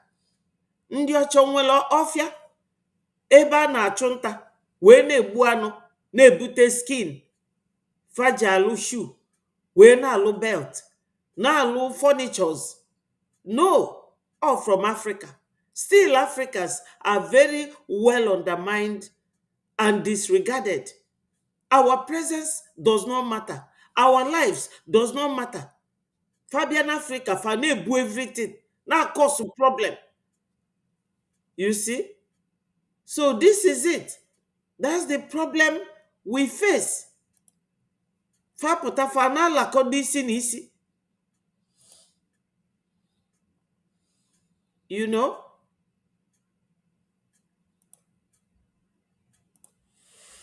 Hello, my brother Nonso. So, my people, this is it. Our APM was saying a very important thing. Go ahead, Nonso. Good morning. Morning. Ezinwanne m ndewo. Ana m anụkwube. Okay, o nwere ihe m chọrọ idebunk here because ịma o nwere some certain things anyị ga na-ahụ. So always eziokwu otu isi analyze this thing now concerning this kidnapper. This kidnapper collude with Nigerian terrorists kidnap Mazi Nnamdi Kanu onye ndị anyị. Ọkwa onye ahụ wụ the president of Kenya. Ọkwa ya nwa. Mba. Gee ntị. Ị na-anụ olu m? Yes, anụ m anụ. Onye nke a bụ nyanwa na oge ekpere ikpe. O wee kpesị ikpe, o wee si ndị Naijiria, ọ bụrụ na ị ga-emute your mic. Okay, ka m mute my mic. So, oge afọ ekpesịrị ikpe, afịa bụ William Ruto. Onye n'oge kidnapụrụ Maazị Nnamdi Kanu bụ nke ahụ abịalụ na London bịa meetie with Buhari oge Buhari dị ndụ. O etufara ebe anwa kafano wee planụ ijide onye ndu Maazị Nnamdi Kanu. Ọ bụrụ na ị na-ege ntị, try and return to the studio. Try and return. Onye nke anụnwa Ruto abụrụ nyanwa. Onye n'oge anwa bụ Kenyatta. That's the president that was around. Even onye nke anụnwa kịta ọ na-eblame ndị Nigeria. Ọ sị ndị Nigeria farapụ Nnamdi Kanu that na ya nwee ike ịgba plane fabughachite back to Kenya, that they should leave him. So aghọtara m ife nọ nso na Chikwu. Ọbụrụ this very Kenya. It's just like oge Obama nọ. Ife mere oge Obama nọ n'ọchịchị, it is still the same America. Obama bụ onye na-enye ndị terrorist nation Afghanistan, Pakistan na Nigeria na-enyefa 695 million every year kafa wee na sponsor terrorism. So imasizi na America abụrụzi America, kịta ọ bụ Donald Trump na-achị. Nwoke a bụ William Ruto, onye n'oge ejidere onye ndu andọ na obodo a mbi kafano wee kpaa nkata with Buhari.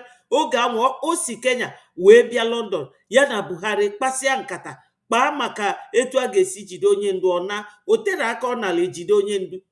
So this very one bụ William Ruto, nke afọ bụ Kenyatta. You understand? So my people, before m bịa gwa unu anything ebe a, ana m carry out nwobele research because achọrọ m iselu ndị be anyị asị, achọrọ m ideceive Biafrans. O tege deceive be ndị Biafra. Enough is enough.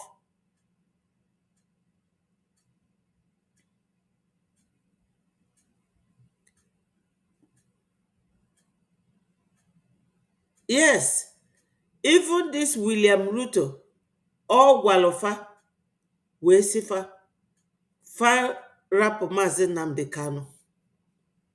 A freedom fighter bụrụ ikejie without any. Ọ bụrụ na freedom fighter na onye ndu so wee bulu egbe na anụ ọgụ, isi onye ndu ada anụ ọgụ, and anyị nwa ya ada anụ ọgụ. We are only defending ourselves because anyị nọrọ na Zamfara, anyị nọrọ na Kano, anyị nọrọ na Kaduna. We are not in a Yoruba land. So anyị nọ na our land na defend onwe anyị. It's always good to get your facts right. This William Ruto, ọ bụrụ onye a n'oge ejidere onye ndu. Onye nke n'oge ejidere onye ndu, ọ n'obodo a m nọ, kafa nọ wee kpaa nkata nwa. Ama m mgbe o visiti ma ndị obodo a, ma ya nwa, ma Buhari, wee nwee discussion etu esi wee jide onye ndu. So onye nke a na-asị fa release onye ndu.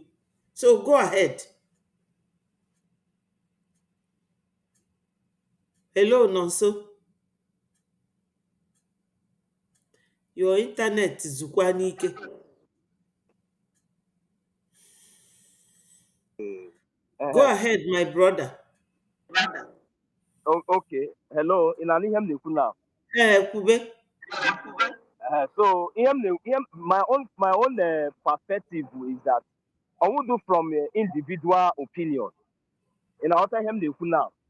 So my own perspective now is coming from, as a country, like what you are here only can advocate for now. One African countries can permanent seat. So him chori jibe na and him na jiha. Onwebe any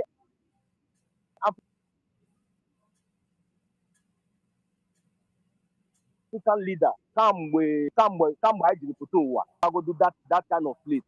With all this kind of things I na go do with all this kind of injustice n'obodo anyị.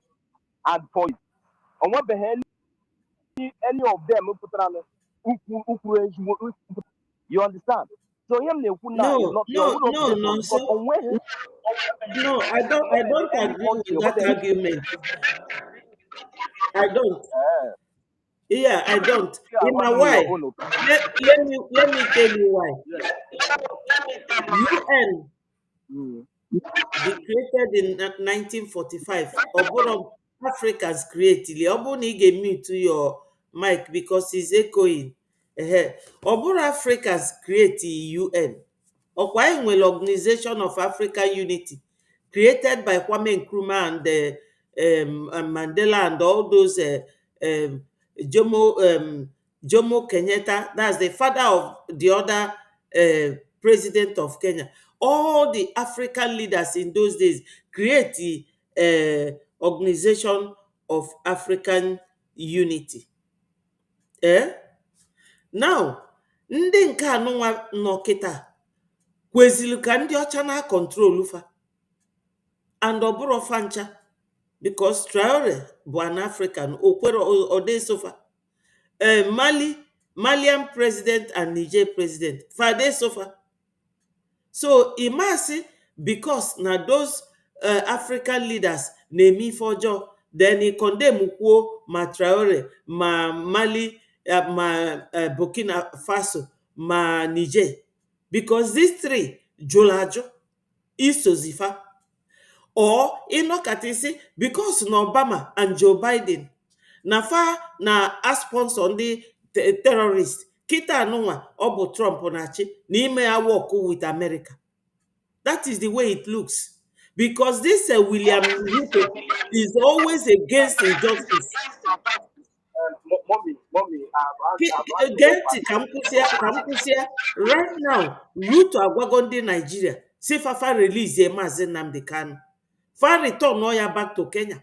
Because na oge court hold na Kenya, ndị court makwalu ndị anwa nọ under Jomo Kenyatta allow such thing to happen. Amalufu ikpe na Kenya.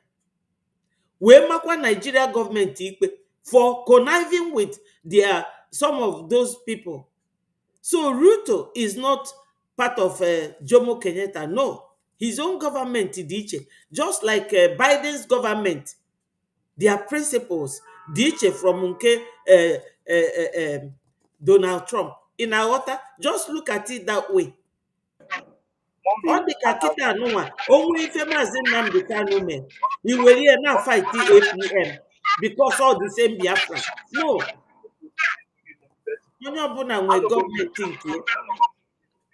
Because sometimes I na dey in a hurry to praise people and forgetting in the past. All these people now he mentioned that they are just coming up now. ndị a na-ime ma tọọ ma ndị a It's not late. It's not late. anytime mụ a ga-esi nọkọta nọ sị ndị a na-atụ all this back because ihe ha na-ekwu nke ihe mere ha ji nyebe permanent seat kamgbe. Whatever it is, it's good that they are speaking up. Now you look back since all this while before now. Because on any past leader, even when he example now, you could see the permanent seat as an African leader before now in that place. Because some of those people shouldn't for something. It doesn't matter now. Because the past previous leader, the whole African country, and they very, very corrupt. All of recently are good leaders because of revolutions and everything in the man is illegal. That is the reason why I now these few ones, positive. So I'm not condemning all of them, but what I'm saying is that here I want to the way I share here, like if maybe whether anybody they go qualify, like all these ones I will qualify. Okay, Giwa, what is your own opinion? Because we are all here to rub minds. What do you say in your own opinion? My own opinion is that based on what actually put to the request from the United Nations, all the right, all the fair, but it's just that more and the reason why that position any of them is that because all of them have been so corrupt, and when any of them they qualify, and I wouldn't know when anybody that they going to qualify now, it is now that great leader, this upcoming leader, that people like all these ones, he mentioned their names. When they qualify at all, if I thought that I don't hear any of African leaders position at that place. Because in the past, there wasn't anybody, when any country, any leader in Africa, they qualify to go to that place. Because all of that there, people said the worst than it now. So it is now that good people are rising up, and now good people are speaking. Come with all these years, all this while. What I know of what this president is going here this man. And what the hell? That's why I was even surprised. I'm not doing. I was thinking that is the the former president, that I'm different person, just like Otishina Akowalam. So I don't know, maybe if you also understand where I'm coming from and my own point. Yes, I do. I do. Thank you. Yes, if I'm going to now, him and all these presidents, onye ọbụla nwere idea nke ya. Ọ dị ka mgbe Mandela na-achị, ife Mandela mee abụrụ ife president na-achị kịta a na-eme.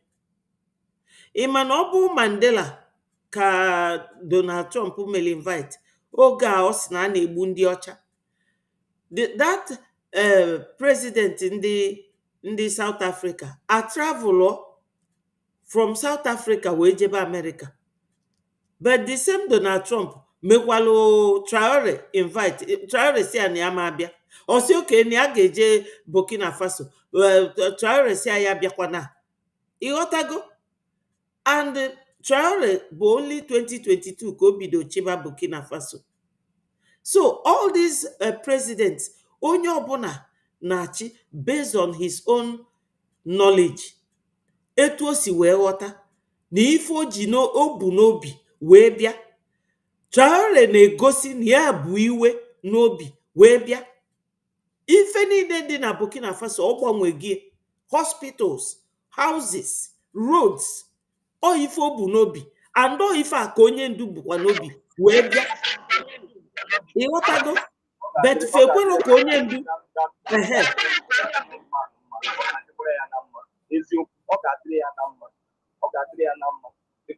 Yes.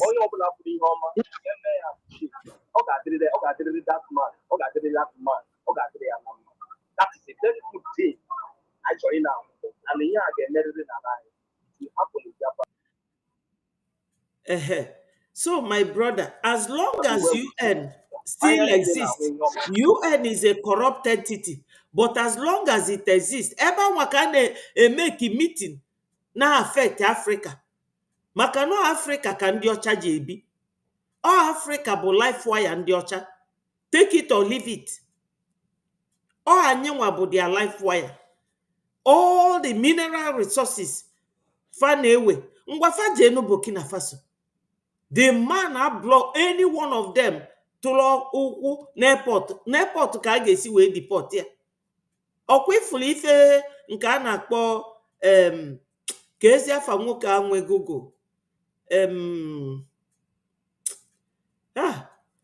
yeah, this man something ichetara afa nwoke a nwe Google nke a na-ebugharị contaminated plant na-akpagharị kịta ọnya nwa so wee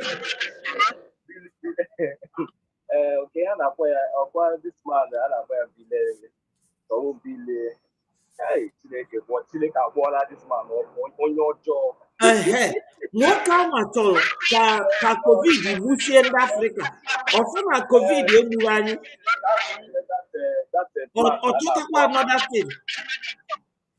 But ya na Kedafia Obama so wee work with ndị China Wuhan wee lụọ that very oil fa lụọ AIDS febulie Biafrika. Ọ ga-echetago m aha ya onye ọjọọ ya mere aha ya Bill Gates. Ihe rịọba ndewo daalụ so much. Afia bụ Bill Gates. Ọ kafara wee na-akpa nkata ka a na-egbu ndị Afrịka. Ifugo, yes, afia bụ Bill Gates. Ị ma na onye nke anwa n'ọnya na Obama during Obama's time kpalụ nkata wee jee na Wuhan wee lụọ that covid wee jee n'Afrịka ebe niile gbanye. Ị ma na o so n'ife mee nwunye eji wee divorce ya. Nwunye esi ya ka ife iji like igbu ndị mmadụ. Ọ sị na the whole world depopulated, ọ gị bụ Chukwu na-eke mmadụ. Ifugie ya na nke Fulani a Dangote bụ best of friends. Ebutere ane every deadly something Dangote na Tinubu ewebatia a na-achọ etu a ga-esi were jee east wee jee na-egbu ndị mmadụ na Biafra land. O wee sị na ya na-eje Burkina Faso ka ya weta seed niile ije oranges kịta ada enwezi mkpụrụ so that you don't replant it again. Ka enweta nke ga na-egbu people gradually. Ije na Biafra land kịta ụmụaka na-ayazi kidney problem. O wee bụrụ ajọ ifefa na-achọ bụ imeki decision ga na-eme ndị Africa affect negatively. So onwe any African president pụta wee kwube anything onye anwa gee ya ntị. This president is just like etu a Joe Biden na Obama mere ife ọjọọ during their era. Donald Trump apụta kịta isi na because na Biden bụ America na ga mege ndị America ntị. No, Donald Trump nwere different perspective about all this Islamization, killing the Christians. Ifugie ife nnachi gwa gị, this William Ruto of Kenya, ọ bụrụ na onye bụ the first president, nna mechie your this thing ọ na-echo. Ọ bụrụ na this very president ga-ebido kwube is good. Isi why have they not said it? Because he has not been president all along. Kita ọ bụ na o mere election win bata bụrụ president of Kenya. Ọ pụta kita na-ekwu is still early. Because ọ sị na decision fa na-make without permanent seat for African leaders. Bụ ndị unu na-make this decision on them. Not the unjust. And no wrong against the principle of UN. Maka UN na-preach nukudodi fana akpalo na other people's country. This is the whole ideology. N'ife niile a na-ekwu ebe anwa kafa na anọ akpa nkata ife na-eme ndị Africa. That's why if I chọrọ ka any African leader nwee seat na that decision making seat. Ina ghọta ife na-ekwu kịta because ọ bụ na ọ bụrụ ya UN etosiri inye Nigeria a place to come and stand there and talk. Shetima was there. Mana Shetima create Boko Haram with Buhari na Kwankwaso. All of them. Malami, Gumi, ndị a bụ ndị create terrorists to dethrone Jonathan's seat, and Obama no that time wee support offer. Ịma na America nwee base na Ghana. Obama ejego bulu ngwa agha dobede. Ọ bụ na Nigeria ekwero ka Buhari chia, because Obama be Muslim.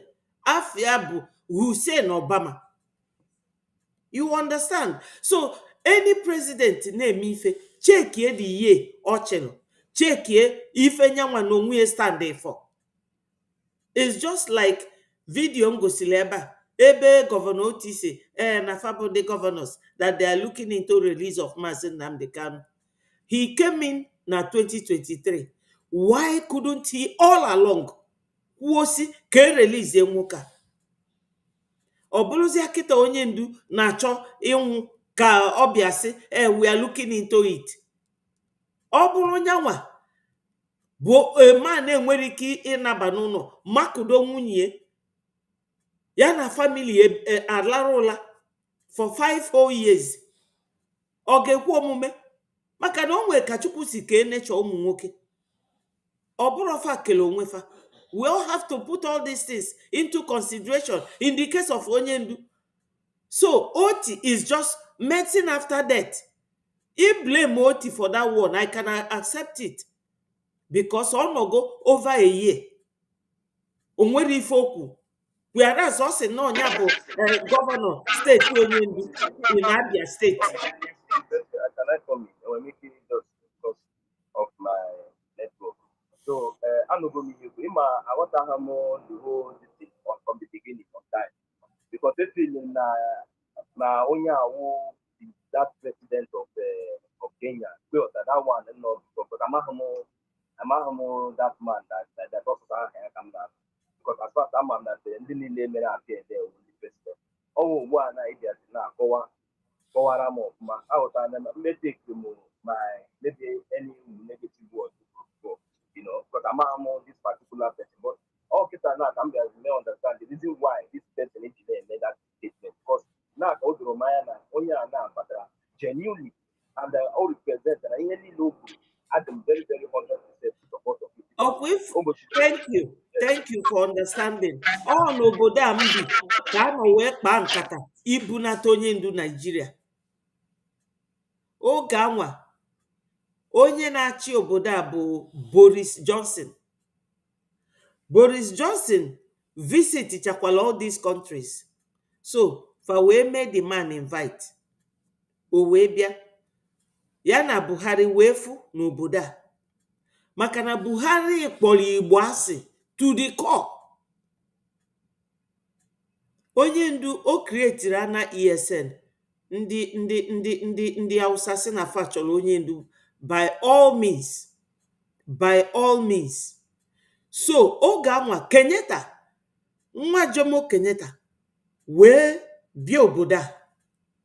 Na ya bịalụ ka ya kene Buhari. Nye wee fụkwa Boris Johnson, the president, onye na-achị obodo a. Wee mụọ amụ. Nsi na ije a ndị a na-eje visit afọ ịtọ na visit onwefa Buhari si Africa. Nwa Jomo Kenyatta, the president of Kenya, si Africa wee bịa ịfụ ndị obodo a. Ndị na-egbufa. Amarom ife African leaders fụ na-arụ ndị ọcha. Amarom. Wee mee Nigeria a very central place for slaughter. Na ikwu okwu egbuo gị. Maka na obodo a dịka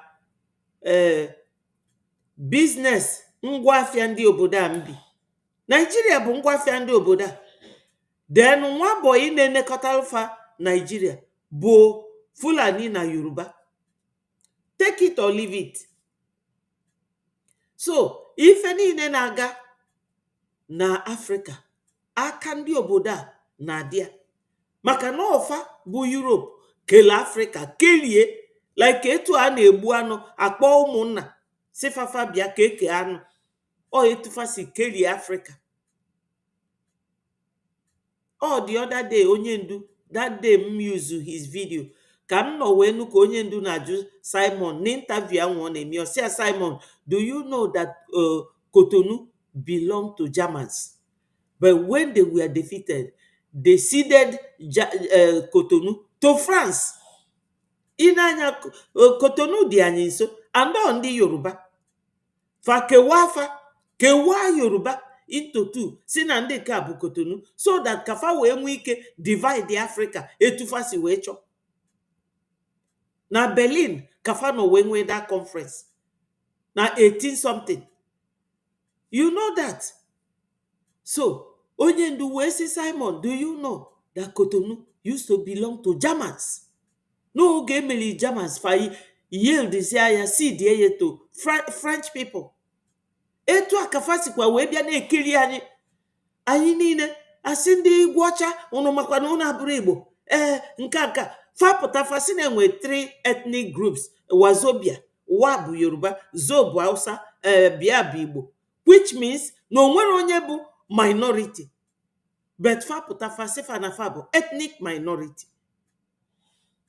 Kafa wee nwee ike na-ekeli anyị wee asaridokugbo fa radicalize anya. Ọ bụrụ ịmana Chinasa Nworu na-akpụ isi anyị nọ ndị ugwu zigalia Kuwait a ọnụ ọ ife o ji asabotaji anyị. Onye ndu ji wee si go and listen to, maka onye ndu mesizi wee ghọta na ndị anya na-alụ ọrụ na onwere onye bụ his partner, na fa niile bụ sabo. Ọkwa ichete na Uche Mefo was there oge onye ndu je unveil ESN na 12th of December 2020. Uche Mefo amaro. Uche left on his own. Onye ndu just left him because of go na fa na sabotage. Uche Mefo, Chinasa Nworu, this Ifeanyi Ejiofor, ọ ka fa niile ra wee lee onye ndu with nwunye na ụfọdụ ụmụnne, maka na oge ahụ ụmụada wee kpọọ Chinasa Nworu na Chike Dozie wee na-ajụfa ajụjụ, how come na ejide leader unu 8 days na-atọchi ya na Kenya, unu amarọ, unu ajụrụ asị, unu na-eyuzu tweet ya wee na-tweet. So this is the deepest part of this our problem. That Kenyan president n'oge anwa nwa Jomo Kenyatta bịalụ n'obodo a, Buhari nọ n'obodo a fa wee gba anya bizu because fe nwetego kepu na onye ndu nọ na Kenya. Onya me any freedom fighter nọ na African nation, ana m ekpele onye ahụ ekpele everyday. Ọ bụrụkwa na fa chọọ ibulu m na fa ma bịa nwubulu m, mana m nwụkwanụ kịta ejizi m ndụ emegide. Eji m ndụ emegide. Akiaro m ife mma bụ na Biafra ga-abịa. Onye ndu bụ a prophet, and everything onye ndu prophesied on has all taken place. So Biafra coming is yet to take place. And our APM, he is a man that we are all listening to and following now. Onye like ya like ya, onye like ya rapu. Our APM be Biafra. Onwelo power, nwere right to be our leader. Ndị be anyị unu makwa nọ ife anyị na-eme kịta kpatala aka ji anụ afa Biafra, kpatala aka ji rapụ onye ndu. Ọ bụrụ na ife anyị na-eme na isi oke ka anyị jee zuo ike mgbe PM pụta, Biafra will never come. Biafra will never come. So my people, donation is the key to what we need now. Donation. Onye nwere ego nyanye IOU loan, because ana m agwa unu everyday ndị nọ n'ụlọ ga-anụ vidiyo anụnwa, unu matakwa na onwere onye n'ime unu ga-sabotage Fulani arapụ onye anwa. Fa yuzucha gị, fa egburu gị egbu, they will dump you disgracefully. And anyị nweta Biafra today, ndị ọcha anụnwa na-eyuzu Fulani kịta, unu ewee malụ ka ndị ọcha si eme, they will dump them. Fulani ama enwezi anything to do with them. Ifuzi ya fefesi anyị fabia ka anyị na fabụlụ oyi, ọ ka ndị ọcha si eme. So onye na-achị sabotage kwana. because Biafra is coming. Onye dukwuru ana something ọ na-eme and is at the verge of coming. Because ije our APM na-eje abụrụ na nkịtị. Ije ọ na-eje na-yield fruit. Freedom adịrị easy. Ọ dịrị easy. So let nobody expect no ụtụtụ echi asị gị na Biafra bịago. No, all a gradual process, but we are on the right track because if any anyị na-eme anyị na-follow the law, both international and national law. You know, so nonso go ahead. Onwe ife ị chọrọ ịgwa Biafrans egwafa. Hello, best Biafra. Thank ịma ị kwesịrị ịghọta ebe iwe m ji abịa because the reason why mba iwe nwekwana gị ibe freedom fighter iwe nwena gị. ịma ịkọwara m ọfụma, thank you very much. So now the problem is that this man, this vice Shetima, ọ pụtara abịa na-ekwu na edizabụrụ ka enye ha permanent seat na that place. Onye Shetima na ọkwanyeghị okwu ọ sị na Nigeria deserve ihe ka ha nye ha permanent seat na that United Nations Assembly. Onye o kwuru na oge ọ na-enye speech. So when I said, okay, this man, he feels na this place who for people like man like you. If it's an act na ndị akwụsịrị inye ha permanent place na this place. in my wife had a permanent seat.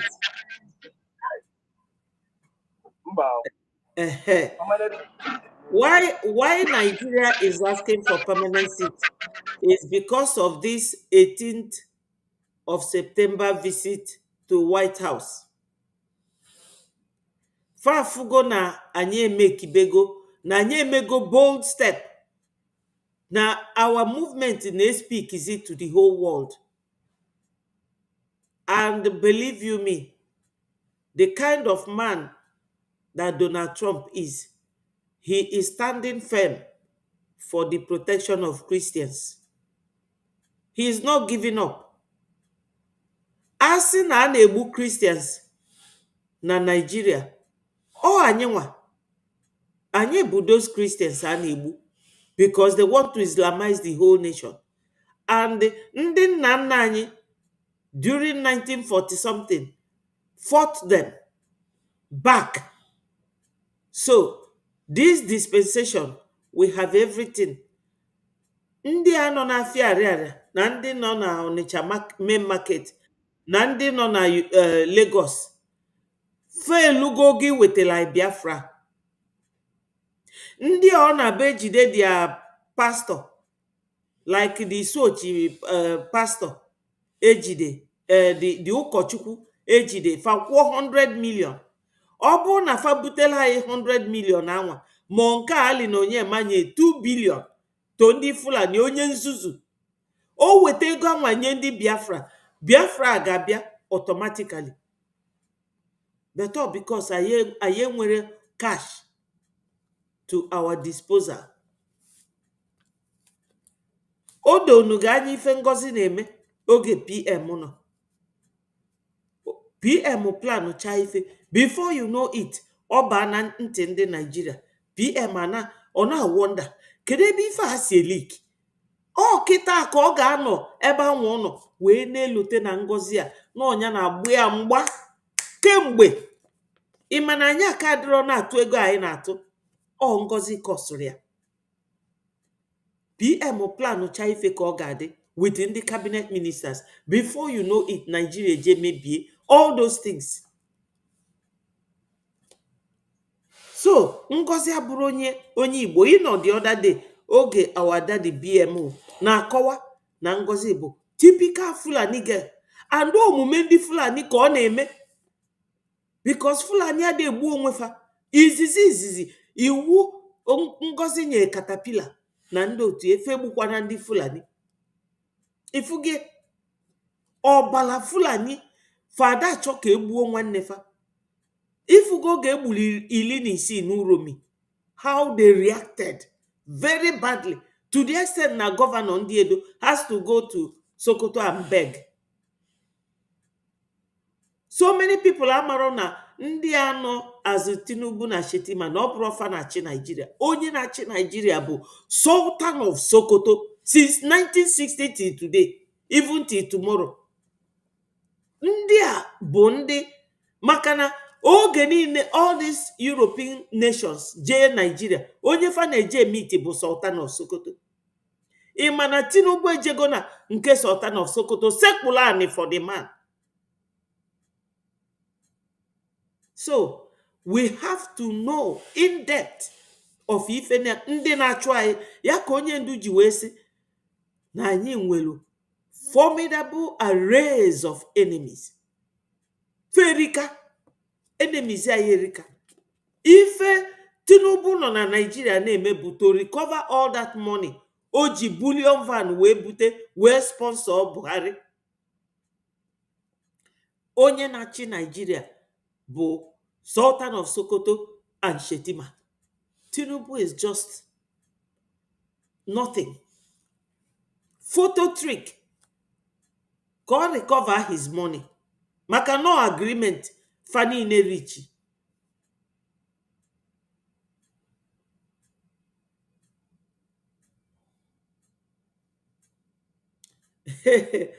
Thank you, Biafra best. Thank you so much.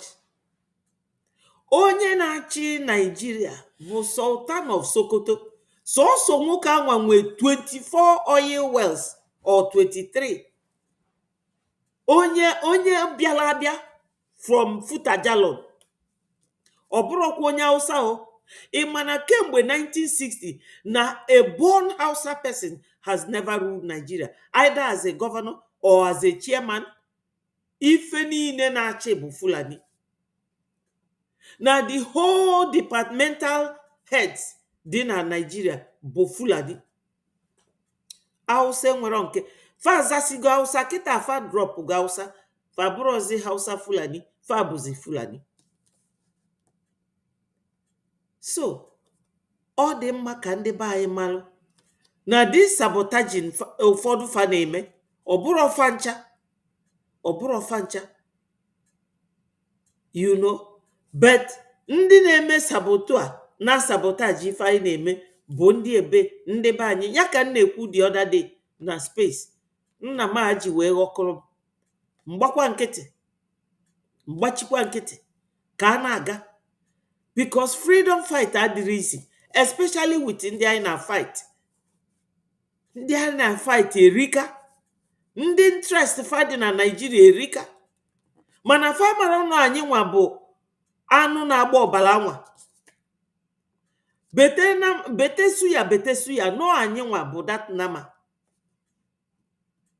Biafra bụ that nama esi na arụ ya na-ebete suya.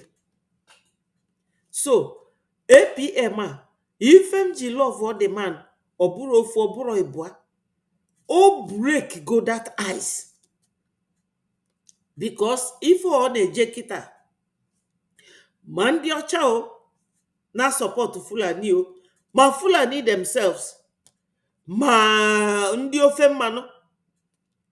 This movement our APM na-eme ọ ga-awụfa ncha naanị, because America mekata mee ọnụ si dee ya ede, because onye kpọbata gị na bie recognize na ịnọ around, mana edezie ya ede n'akwụkwọ. Nwa bekee ndị mbi na befa onwere befa ji azụ eje, maka ndị a mbi na befa bụ cowards. Fa na-atụ America egwu and all America kwuo other people e follow. Onwere ifefa ga-eme nwa America. So n'ọnya bụ ka ndị be anyị ghọta na ego anyị na-atụ ada na n'iyi. APM prove go to you people na ọrụ unu ziri ya na-alụ ya. Ekele ọrụ eke. Ndị na-agba egbe na anyị na-agba na-defend our land. That's security and defense. The same people cannot rise up to go and lobby for you. No. Ekele ọrụ eke. The lobbyists nwere ọrụ fa na-alụ. because when they write to any president with their letterhead, ndị ọcha ma onwefa, they will know, yes, na lobbyist na ne ụdị ọlụfa na alụ na ne country facho can recognize ya, they will consider it. And that's why faji wee nye anyị that day ka anyị record to the world what our briefings are. Then after that, they will arrange for hearing. After briefing, you get hearing. Because no onye ọkaikpe ọbụla mana inwe client, ị ga-enwe a brief with your client. Even oge ụfọdụ n'ime court, ekpekata ikpe, ife judge ga-asị fa kpọọ gafa fasi gị na fa ga-enwe recess for 20 minutes or 30 minutes. Go and take a brief from your client and come back. That is the way it goes in a normal judicial process and court setting. Ije nwe brief, and there will be a room ebe gị na that client ga-anọ sọsọ unu. Your client agwakwa gị ne nka ne nka, ịjụọ ya sị ya ife dị etu omeletu a okwuo ọnya ka APM na our brothers and sisters jail on the 18th wee jeme na Capitol, which I clap for our APM. He's a powerful man. Maka na America tinyere anya n'akwụkwọ ifu ka ndị obodo a ga-esi wee drop of Fulani na Yoruba like sack of potato. Fardisia empty. And that is what we want. But what else do we want? We want funding, donation. My people, for now, I need that donation. Maka na America mekata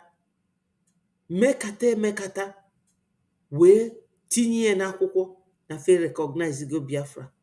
Ndị be anyị okwu agwụ. Ife izizi faju APM inwekwela amị osifa in fact osi na ya gwafa na ya nwere amị mana unu chinye ya amị kafa support ndị be anyị maka na the terrorism and the attack on our people not the too much. Obu na ozago that one. For we may invite again to come and do his briefing. Owebia on the 18th. The next step now, Gaboda hearing. Una fuzia fade. Maka na onwe nke biala ebe a si na ede na my comment ebe a si na na-enwe briefing na nwere onye ọcha afụrụ. Ị na-afụ onye ọcha, ndị ọcha na-eme ka unu. Ndị ọcha na-eme ka unu. So ndị Africa na-akpọ ụmụaka abịa court. You can never see a minor bịa kwuo okwu na court kama ewelu voice ya wee kpee ikpe. Ndị ọcha na-respect children, na-respect the elderly. You know, ọ bụ na ịba na elderly person na ịdị deformed, fa nwee ike send their crew, video crew, eje na your place, a na-evideo gị, ị na-ekwu okwu from there, a na-afụ gị na video. Mana because na ịbụ adult, they can see your picture. But ọ bụla a child, ndị video anwa ga-anọ ebe anwa na-get only the voice of the child, then a na-ekpe ikpe. Because mụnwa bụ I'm very well about family law. Nke anwa bụ my area, one of my core areas. A child, a minor can never come. But the other day, if una Nigeria court, kekpolu ụmụaka ndị Tinubu si na fa na fly Russian flag n'August, 1st of August last year, when ekpolu Fabia Wusa na court. Video anyị kirikiri ụmụaka against the rule of law, against Hague Convention. So we know what we are doing. Adam Abiaba esero ndị Biafra si, otegasi balo Biafrans asi. We are tired and fed up. Before I nekwu anything, I will critically analyze it within myself. You know, I remember esero by my profession, etosira mi si asi, msira anasi, I will be struck off. I will be struck off. My certificate will be revoked. to practice. So my people, anọrọ m ebe a ka any Biafran bịa na aja m mma ka for nothing. No, I am here to make sure na ndị be anyị nwetelu real information direct. Ọ bụrụ vidio mkpọnye ka ị na-anụ ya n'ọnụ onye afọ, because anybody can bring an action against you for libel or for defamation of character, which I'm not ready to go into. Prestige Rising Sun TV, ndewo ndewo nwanne m.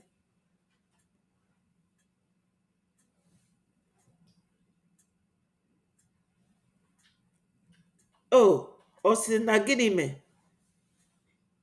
Genuine Biafrans cannot give you criminals any money. Tell your criminal oge. Chukwu kpọkwa gị ọkụ. Onye ụchụ. I've blocked you. Get out. Elodu m na onye bụ mmadụ. Slave ndị ọcha na slave ndị Fulani. Ndị Biafra, o nwere onye na ebe a na-akọtọ our APM.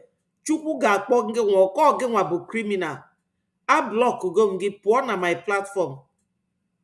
Slave ndị Fulani. Prestige is prestige indeed.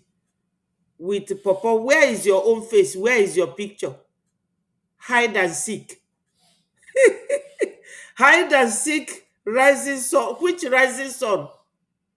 Which rising sun? Go to Biafra land and fight your enemies. Ewu.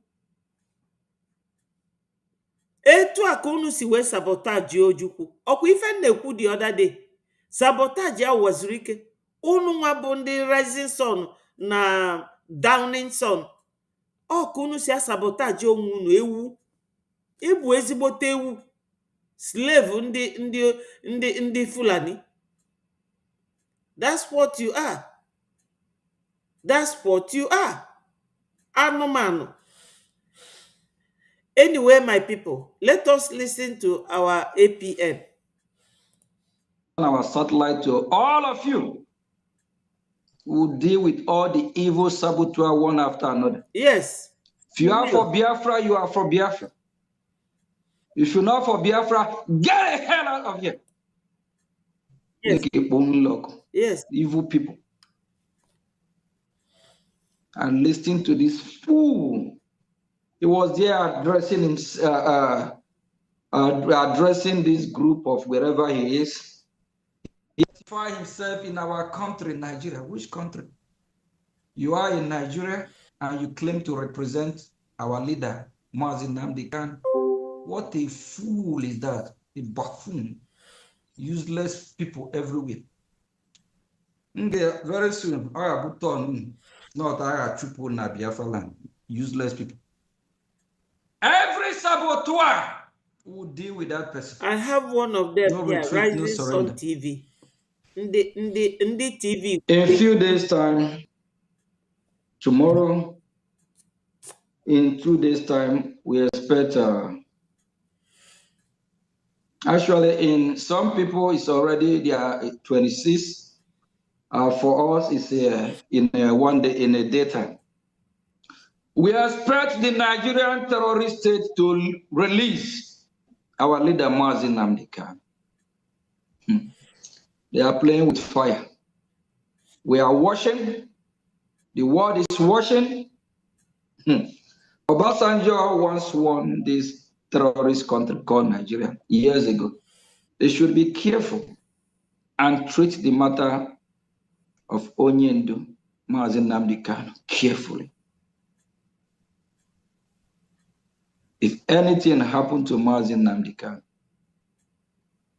all those that have partake one way or the other way will hold them accountable, starting from his sibling, because I'm here name. All of them, both the legal team, I don't know why, what is going on. They are not telling us something we want to hear.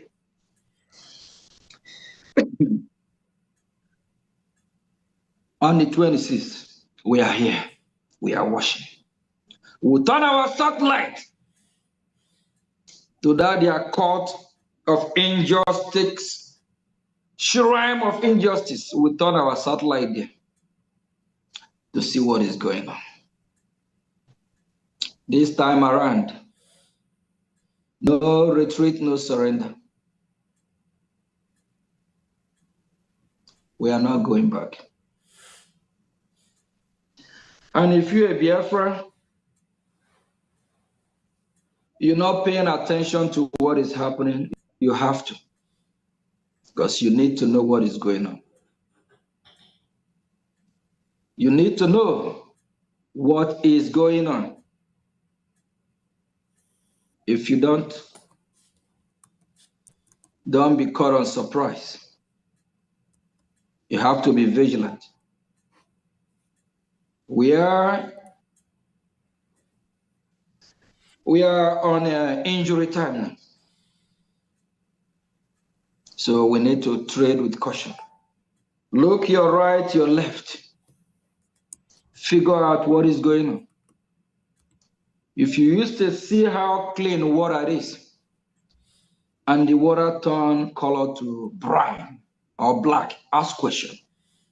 Why is this water not pure and clear? When it rains, you see water falling from above. If the water turns to brown or orange or black, ask yourself question. What is going on? You know it's not known. We know in Biafra land, snow don't fall in Biafra land. If you wake up on one fateful day, you see it snowing from above. You ask question. You're like, all the days of your life from your grandfather, we never experienced snow in Biafra land. What is going on here?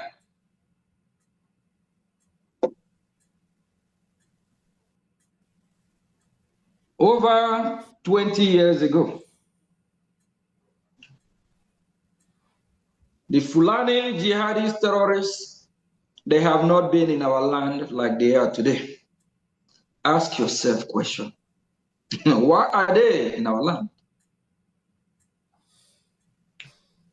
20, 30 years ago, the Nigerian terrorists say they don't have over thousands of armored tanks in Biafra land, parading Biafra land. Ask yourself question. What is going on here? What is all these armored tankers doing?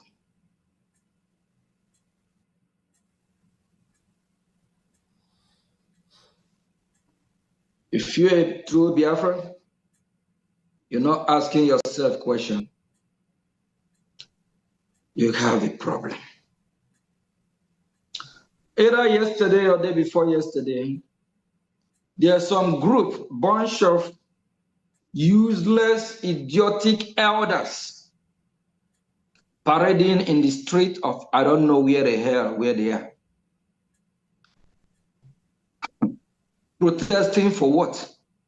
These fools have disappeared for more than how many years? Since 2021, when our leader, Mazi Nnamdi Kanu, supposedly to be their son, when our leader was kidnapped from Kenya, these useless men with their red cap will change that cap very soon, get another befitting color. With their useless cap, dressed like some old fool, and they demand for respect that they have sold them. Say they are protesting for the release of our leader, Mazi Nnamdi Kanu. 2021, these fools are nowhere to be found. 2022, they are nowhere to be found. 20. Yes, my people, who know what our APM is saying here. Medicine after death. Onye ndu na-ekwu okwu freedom. na-ekwu okwu ka esi egbu unu na marginalize unu. Ije travel na the whole of Biafra land, o nwere ebe enwe government presence, enwero industry. Unu niile mana before na enwe all the country embassies n'Enugu, ọ ndị Fulani bupulie. Even o nwere oge travel from obodo Ambi wee na Nigeria, anyị gba ticket from London to Enugu. You can never use Enugu airport for international trip. All these elders fada ekwu okwu. Mmadụ dịka Professor Akintoye, Olusegun Obasanjo bụ former president, Professor Wole Soyinka, ọfa niile jere ije Sunday Igboho. Sunday Igboho etiwara slate, ọ mara asụ oyibo, jere akwụkwọ. Onu befe, unu mana ndị ofe mmanụ fajegodo akwụkwọ, fa ga na-asụ onu befa, fadrọ ka ndị be anyị na-ajụ na fa ma asụ asụsụ obodo fa. Even o nwere onye ga-ebi n'Enugu ma ọ bilu na Lagos ma ọ n'Ọnịcha na-ama ụmụ ya ma na-asụ Igbo, fa na-asụ English. Ndị nzuzu, ndị eriri eri, fa na-asụ English.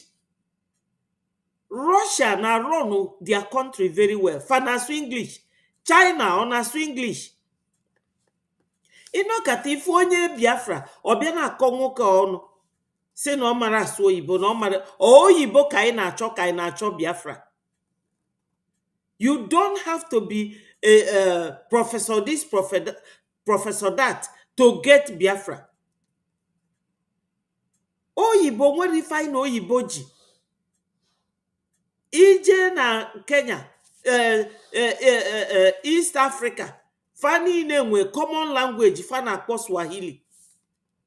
Ọsọsọ na Nigeria, agadi nọkata ọ na-ezuzu eji ịgụ akwụkwọ ama ife mmadụ ga-eme. Ọ dị ka Mr. Mamadu Abụ na ọ dịrị educated, ominu na ọ nwere ike ikpe azụ okenye. Ọ ife PM ji wee mee ya chairman of CRC, Conflict Resolution Committee, nyanwa bụrụ chairman. Nsogbu pụta, kama ọ ga-anọdụ wee setụlụ nsogbu anwa, otiwalụ. Because ọ bụrụ Biafra ka fa bịara ịchọ. Onye ọbụla nọdụ na-akọgheri. Nke anụ nwa n'ebe a, ọ sị na ya bụ Prestige Rising Sun TV, n'elu Prestige.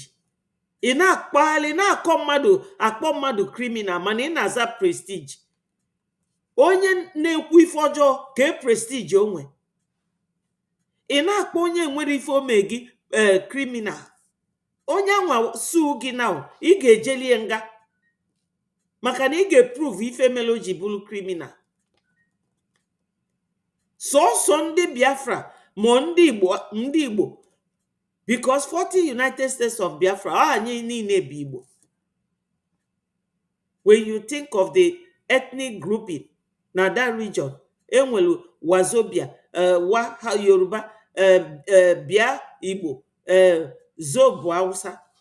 So the 40 United States of Biafra bụ Igbo. Unu niile wee na-achị nweta Biafra into 3 places. Kedu ndị ga-enye unu the recognition? Enye ndị a, then enwe 3 Biafras. Ndị nzuzu enwere uche. A na-akọ n'enu fa, a na-akọ naanị. Ndị Igbo gbalụ na ọgwụ unu nwụọ. Gbalụ na ọgwụ unu nwụọ. Nwere onye na-etinye nri n'ike, n'ọnụ ka unu na-etinye nri. Sọsọ unu nwa ada ekwu okwu with one voice.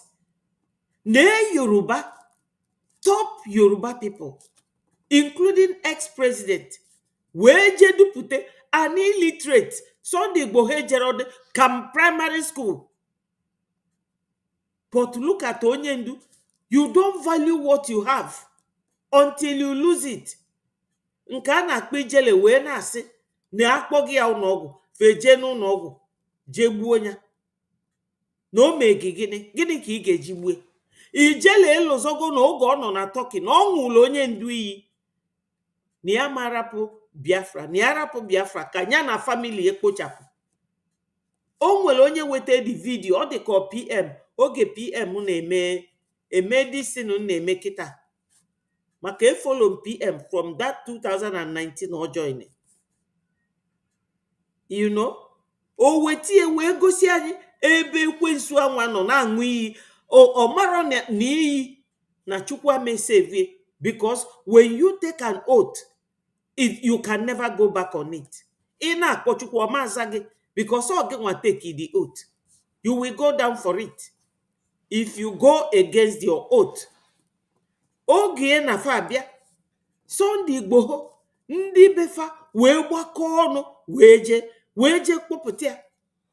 Then ndị Fulani na-abịa egbu ndị mmadụ wee na-enwe peace talk with the whole government. Then ndị be anyị nọdụ na-ama ririri. Ndị agadi adịrọ bold, sọsọ na-arụ onwe unu ka unu na-adị bold. Ọ bụrụ na m bụ nwaanyị onye ọcha, egwu ọ ga-ekwe any one of you ịbịa here na-ede criminal coward. Ewu nke ọ ga-abụkwa another country ka ọ nọ. Imagine onwe gị that country nọ, how did they become a nation? Because most of these countries na Europe, they fought wars. There was a time Hitler bụ a menace to ndị Europe, wee gbuo fa gwogwo, fa wee nụgide ọgụ until America bịa nyelu fa aka wee defeat Hitler. Hitler was going to wipe all of them out. So a na-ekwu Biafra, Ngozi na ebe a, CLC na ebe a, anyị nwa na ebe a. Ifela de unu. Shame on you people.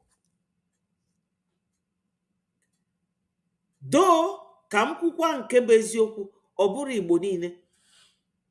Awesome. Very few. Mana ife ọjọọ na-edu ude so much. So, mụnwa amasị na fa bụ Hausa, maka na fa bụ Igbo. Mmasị na fa bụ Yoruba, because they are Igbos. Ofu mkpụrụ aka lụta mmanụ, otenye aka ndị nke ọzọ. You see it. You intimidate yourself. You hurt yourself. Ịpụta na-eti mkpu. Ịma na mmadụ bịalụ gị ọgụ kịta na be gị. Ọ bụ na ndị gị na fa nọ gbachi nkịtị, onye anwa ga-egbu gị, of course. Even though n'ụlọ gị ka ị nọ. Mana ndị ọzọ bịa tinye aka, everybody tinye aka, achọ that person achọ. Ọ ife na-eme between anyị na ndị Fulani. Ife Fulani ji eme ife afa na-eme bụ because na some of you na-esofa. Oil bụ nke unu. Oge Saduana Sokoto kwu na 1952 na anything kama fa ga-enye ndị Igbo, fa enye expatriates. Ọ bụrụgodu on contract. So oil dị na be anyị, Fulani weli ya na-ego egbe, maka na fa bụ warlike people. Fa dị very radical, very violent people. Fa bulu mmanụ unu bunye ndị ọcha as the leaders of Nigeria that they are. Fe weli ya wee kwụọ unu ụgwọ, una sabotage kwa onwe unu. Ndị nzuzu. Ndị nzuzu. Chee na uche. Fulani na work together.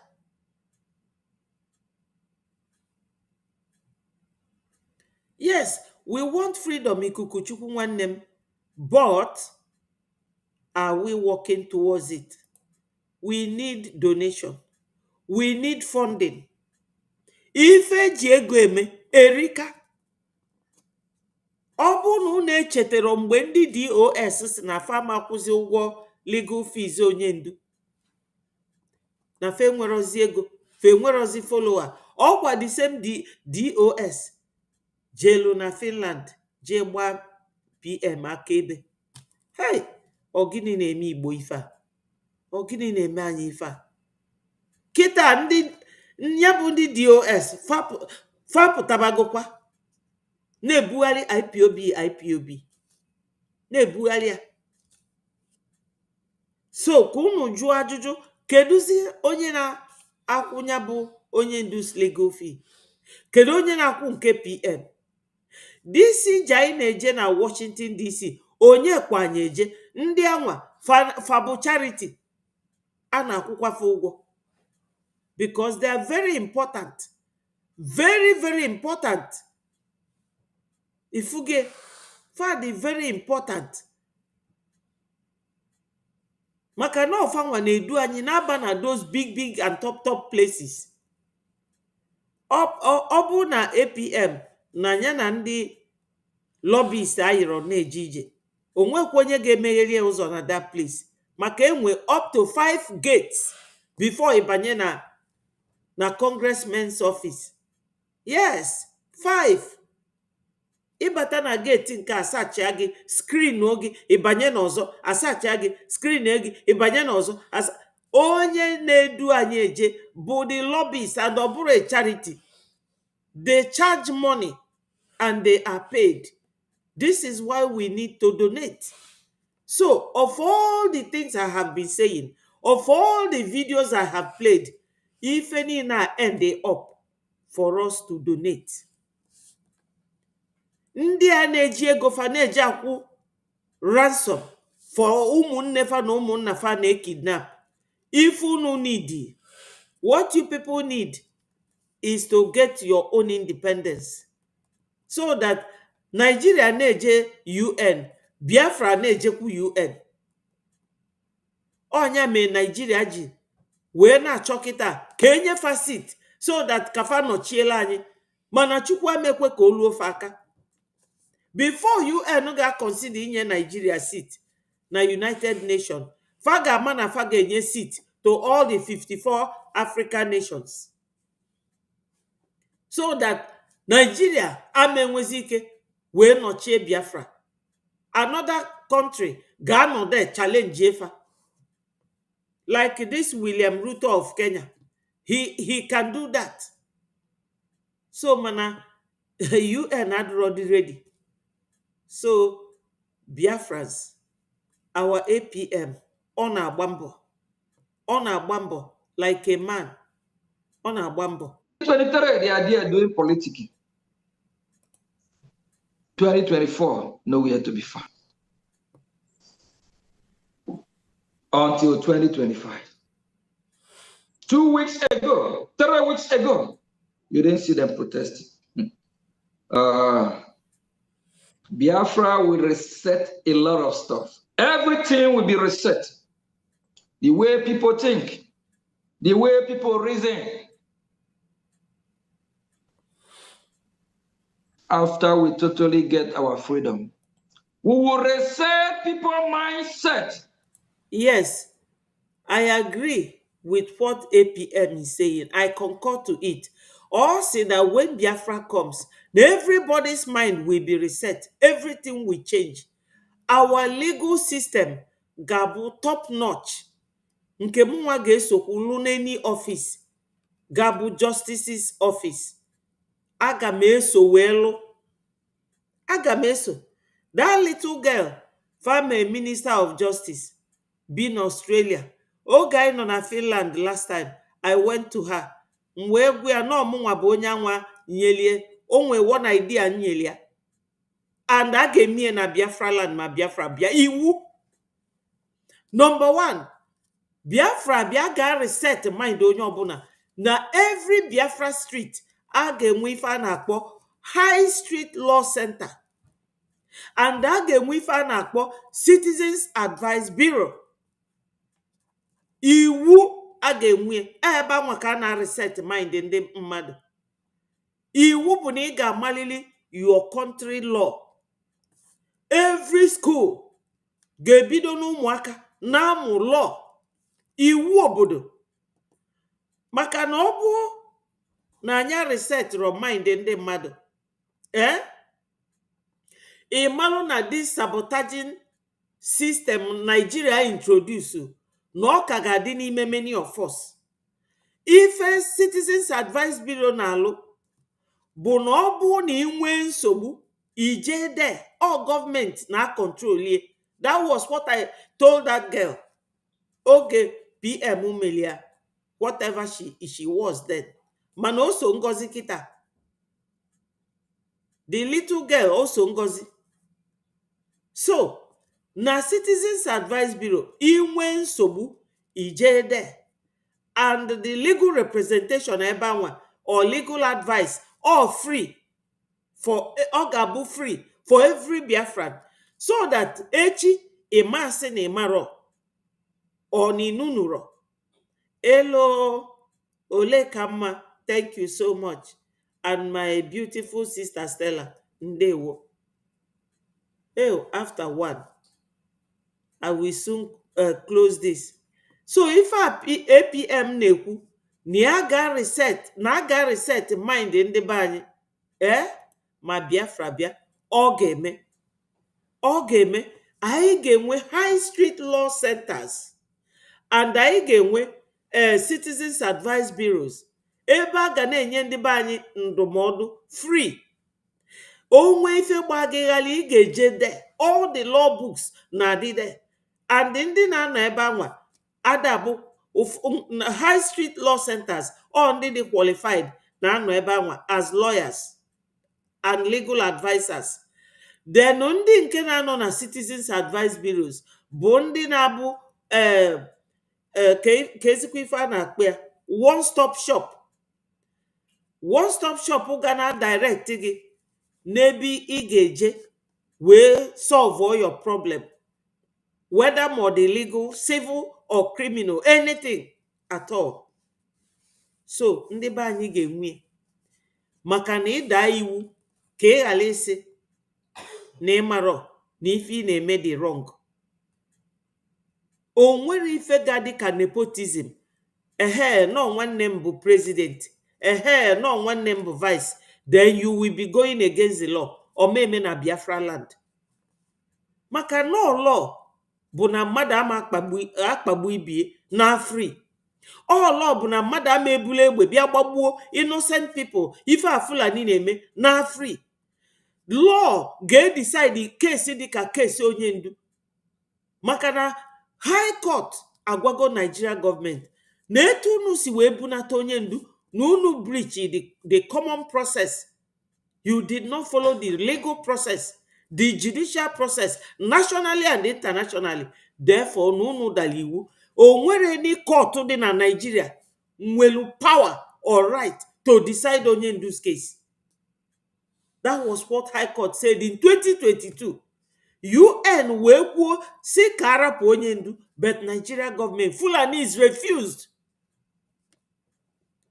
So if our APM Kita, I agree with him that the mind of Biafrans will be resetted when Biafra comes. So my people, those of you now watch, this is the principle and policies we are going to adopt. Anyị bụ ndị na-eme comply with rules of law. Anyị abụrụ disobedient people. We are very polished. Ma Biafra agụrụ akwụkwọ ma Biafra agụrụ akwụkwọ, ịda amadị the difference. Because anyị na-like ime ife kwụrụ ọtọ. Ọga nọ n'otu Ọnịcha na-azụ afịa, ọ ma na nwa bie no agreement, gentleman's agreement, na iwu bụ na ị ga-efulfill ya in accordance with your initial agreement. No 3 years idu onye ụnọ ọpụọ, ọmabụzi nwa boy gị oje bido business nke. Ụfọdụ na-emekwa ife a na-akpọ etinye clause na the agreement na ibidokwa ịzụ afịa, ị ga-azụ ife amụnwa mgbe mana ịma nọ na the same line with me. Ị ga-eje about 10 miles or 5 miles or 6 miles or 1 mile away from me. That's the clause. Unu na anya.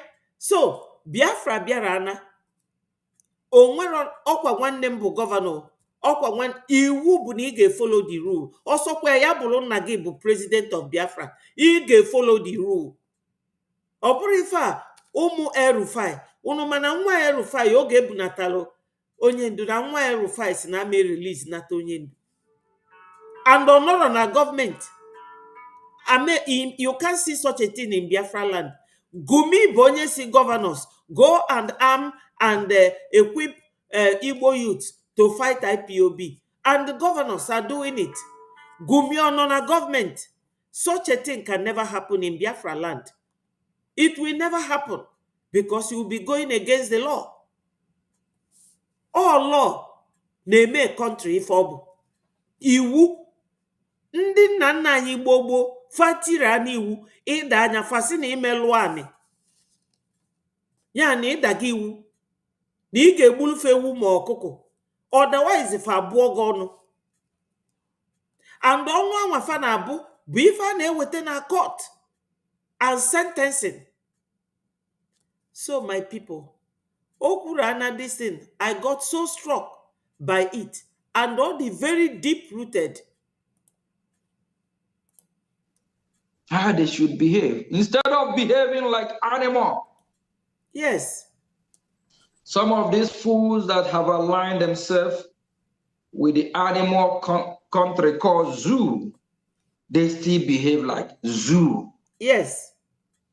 That's why we Biafrans and the pioneers of Biafran freedom through Biafra Republic government in exile, we are doing everything we can to free Biafrans from this bamboo animal kingdom so they can get out of the zoo, because they are thinking worse than animals. They don't think normal, like normal human being. My people, ndị APM na refer to ebe a bụ ndị ọhaneze. Ndị ọhaneze apụta wee na-asị ka arapụ onye ndu. That was 2 days ago.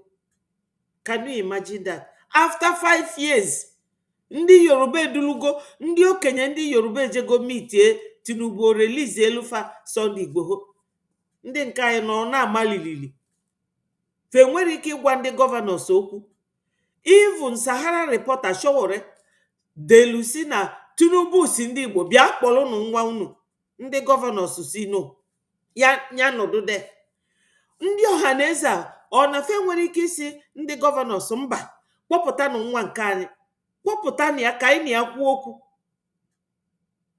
Because na ndị gọvanọs a na onye na-achịfe bụ itibọrịbọ armed robber Hope Uzodimma.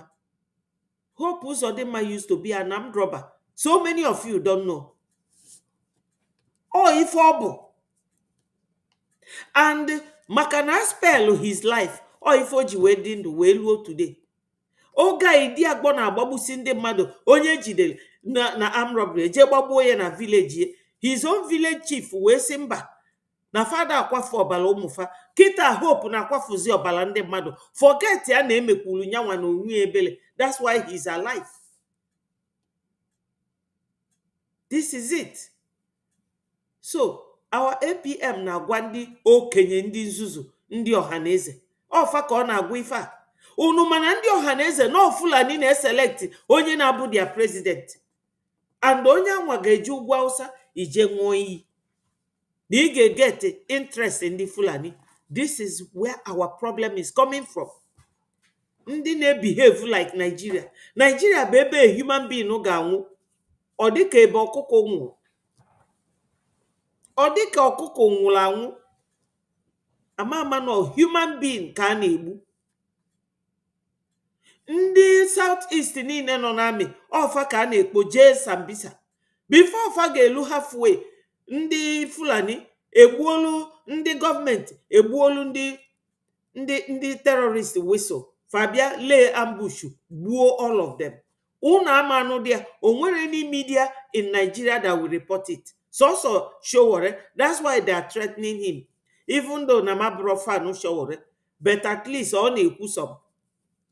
But if any channels news, Arise News, TVC News, this other one, OAU or OIU, all those channel televisions, they don't report because they have been gagged with brown envelope, bribery, and corruption. That is what is going on in Nigeria. We cannot be thinking Nigeria, wanting to leave Nigeria. It's impossible. We'll do everything humanly possible to free them from this mental slavery. Yes. Some of them don't know what they are doing. They don't. Some that know what they are doing, they are sick, confused, deranged mind, will set the record straight. Just like the ongoing lawsuit, I don't really want to talk about it because we are using that to set the record straight, to set example that if you are for Biafra, be for Biafra. If you are against Biafra, let us know. Don't sabotage. Don't play no game. If we found out you are here to sabotage Biafra and Kogwa this time, I am Weber. This is more than tipper. Some of them have jammed, but they don't know. They didn't see it coming. Some never know how resilience will be. They took us for granted. They say we are nobody. We can't do nothing. We can't even govern a group of 5, a group of 10. That we have nothing to offer. We that have nothing to offer are the ones are dealing with your evil people. We have more than enough to offer. Just leave us alone so we can focus. The more the evil ones distract us, trying to destroy what we are doing, the harder will come brutally on them.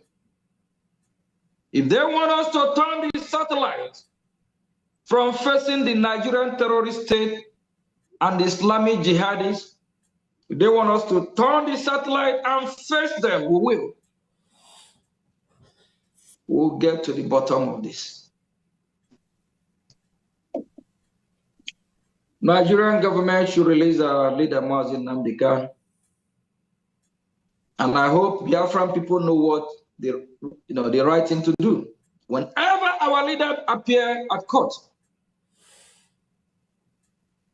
with due respect, Biafrans, you will be doing this for a while. Sit at home, respect the leader. Yes, sit at home. Sit at home in solidarity of a great man who fights for his people.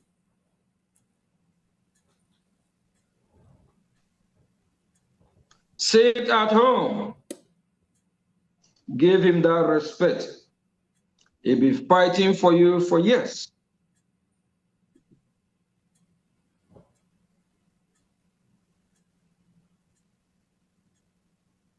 Our leader, Mazi Simon Ebwa, we believe very soon he will be with us. Thank God. He is a great man. He fought hard. He do everything he can. But those that want to drag him down, those that want to destroy his name, those that want to destroy his reputation, what he stands for, disease from doing it. Our former Nare, Ekwensu, evil man, stop testing my phone. Contact your lawyer if you have any problem. You guys have your legal team. Briggy have. We Briggy, we have our legal team. Biafra have your legal team. Let both lawyers talk to each other. Our former, stop testing my phone. You are an old fool. This same fool have destroyed my name as he can. They have said all manner of evil things about me, about Brigade. Even our BDF, he said very soon they will all die. Former said it. Keep testing me to do the right thing. What right thing? The right thing I'm doing is to hold evil people like him accountable. Make it boil on your job. Oh, Igbo people, no got one week. The Queens. No, jam go. I laugh. Which you go. One more. I'm not a good guy. I'm a bad guy to restore our freedom.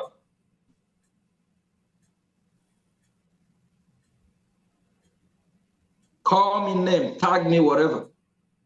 You all have called me all manner of name. Both those that call me criminal, both those that said, I don't know if I steal anything from you. It's something that I only do ask. I've only do story from you. Oh boy. This freedom, we must get it and keep our going. They are crying. We should drop the lawsuit. But when they were there slandering our name, destroying everything, committing all manners of crime against Biafran people, they forgot a day like this is coming. We have ongoing lawsuit. Either we win or we lose. But the fact of the matter is that what we did is the right thing. If we do anything wrong or contrary to the Biafran people or trying to sabotage the Biafran movement, they should sue us then, hold us accountable in your own way. If it is through the legal means, go ahead. If it is through fasting and prayer with Indioka, too many fake ones there, go. If it's through your native way, do it. If it is through whatever you believe, hold us accountable. If our hands are clean, we will come out victorious. Then if what we are doing is wrong, we'll be guilty and deal with us. Yes, my people. If APM anyị na-akọwa Maazị Oge Nkere, may God continue to guide him, protect him, and bless him and his family. He's a wonderful man. He is a very successful businessman. And onye ị ga-enye ife ka ọ na-emelu gị bụ onye ifu nọ ọ dị successful. PM enegi anya wee maa na ọ bụ successful man. O wee nye ọ bụrụ our finance minister. And ife niile na-aga nwayọọ, na-aga ọfụma. Unu nụrụ oge Ada Onowu, oge ọ rapụrụ Ngozi wee na-achite, o wee si that na APM a n'ọpụta ọtụọ ego. Fa wee si nwoke nke a na-enyefe ego mana ọ bụrụ osoro na ife a na-eme. Years ago, ọ tụrụ 3,000, ọ tụọ 5,000. Fa wee kpọọ ya wee si ya nna bịa join anyị. That is to show you na nwoke enwere efe. He's a successful businessman. And onye niile bụ a successful businessman will handle anything inyeli ọfụma. Jokes apart, adịm ekwuye nọ ka ọ like am. Abịarọ m na this struggle to like anybody. Who are we? Sepori lack. Look at Odiafa, onye Fulani nke a nọkwa ebe a. Or see we don't know. Who is we, you and we? You and who is we? Get out of my platform. I don't know you. So, my people, nwoke a bụ successful businessman na America. Bula an American citizen. O nwere any case na America.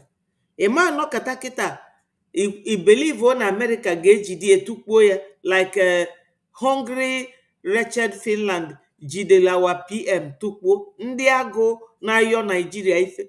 ịmara na ndị ọcha na-ayọ Naijiria efe nọ ndị agụ kafa bụ ndị a mbi na befe onwekwa ifefa nwe. Ijegodu na America today ị ga-akọ nri, ụfọdụ na-akọ bitter leaf, ụfọdụ na-akọ ụgụ, na-akọ ede na America. Obodo a ada eme nri, o nwere ifefa nwe sọsọ potato na onions ka ndị obodo a nwe ndị agụ. That's why faja agbakwulu ndị Fulani, and oil bụ nke anyị.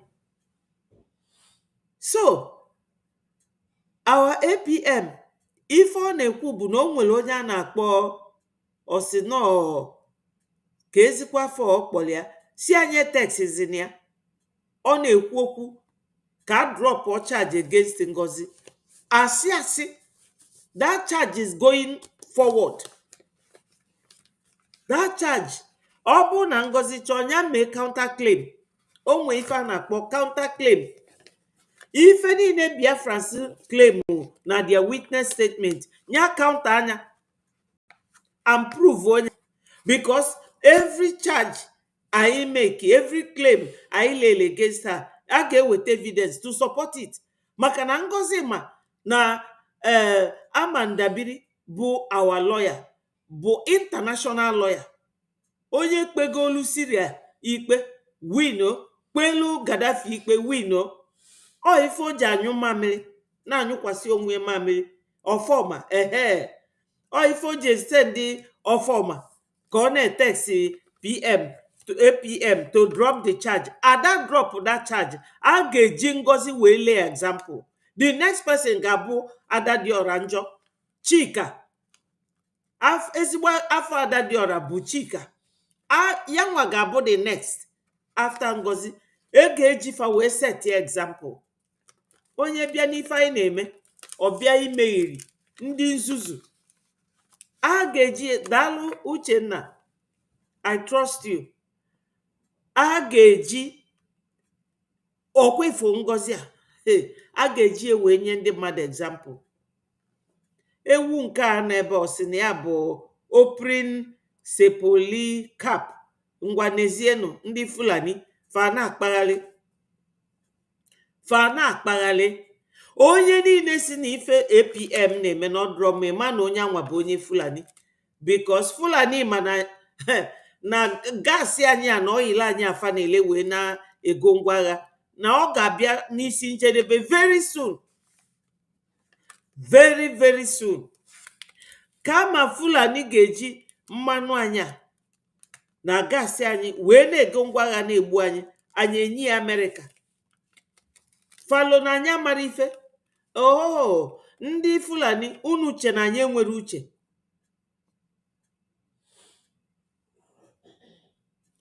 Yes, my sister Chief for Great daalụ ndewo. Ịmana na court procedure asavọ gị pepa gị bịa ikpe na court ga-enyekwa gị ikike ka istee ya. Ọ bụrụ na to stay a case mean ka delay to ya nwantịtị. Ọ bụrụ na the ikpe amaga ahead. Why faji enye ndị defendants? Because in this case anyị nwa bụ plaintiff, nyanwa bụ defendant, that's Breji bụ the plaintiff, then nyanwa bụ Ngozi USB charger bụ the defendant. So defendant ga-eme that application to court to stay the case. O nwere iko plead na ife ya ji wee si ka stay the case bụ na nya ka enwero onye ọkaikpe, maka ọ ga-akwado either na o nwere onye ọkaikpe ọ bịa idefend onwe. Ịghọtago? Ọ bụrụ na ọ bịa idefend onwe, fine. Judge the court clerk ga-agụpụtakwa gị na court si gị na i decide na ị nwere chance ije kpọ onye dị legally qualified to defend you, mana gị nwa wee si na ị ga-edefend onwe gị. Isi nọ ife ikwu fasi gị na anything ị marọ na onwerokwa onye ga-akọwalụ gị, isi then they will go ahead. Mana kịta o stay go the case so that ka ya wee nwee ike wee nweta lawyer. Onya ka APM na-ekwu na anya ma drop the case. So she can bring a counter claim, or she can come with the claim Biafra Republic government in exile laid against her. So Ngozi is just playing hanky-panky. This Ofoma bụ onye ozita ka ọ bịa yọọ APM si ya na PM si ka drop the case. Asị PM enwere ike ịgwa anything. Kedu ebe ọ nọ wee fu PM? Ndị be anya na PM ọ na-akpa ọkụ unu wee ma na nwaanyị anwa na asị dị ya n'ọnụ erika. So my sister, the case will come up. Onwe time ọ ga-eluzi Biafra Republic government ejezie to court wee sị na o mebego excessive delay. Ma ọ bụ ma the case ọ na-agakwa on, ọ ga-aga on. That is what I will tell you now. That is the court process. Court adịghị deny mmadụ that very benefit of taking time to get your own lawyer. So no anyị nwa, after a while, lawyer anyị ga-ejekwa si court na nwaanyị a na o mebego excessive delay. Onya ka APM ji wee si anyị last Saturday anyị niile anyị votuo na ọ sị na PM si ka akwụsị. PM enwere ike isi ka akwụsị. PM enwere ike isi ka akwụsị maka na anyị nwa bụ the government. We are the government. They are a PM na APM na anybody else, cabinet ministers bụ servants to Biafrans. Nya nke a na-akpọ civil servant. So we are the government. Anyị nwa na-ekwu ife anyị chọrọ. So that is it, my sister Chi. The case will come up. Onwere ebe o ji azụ eje.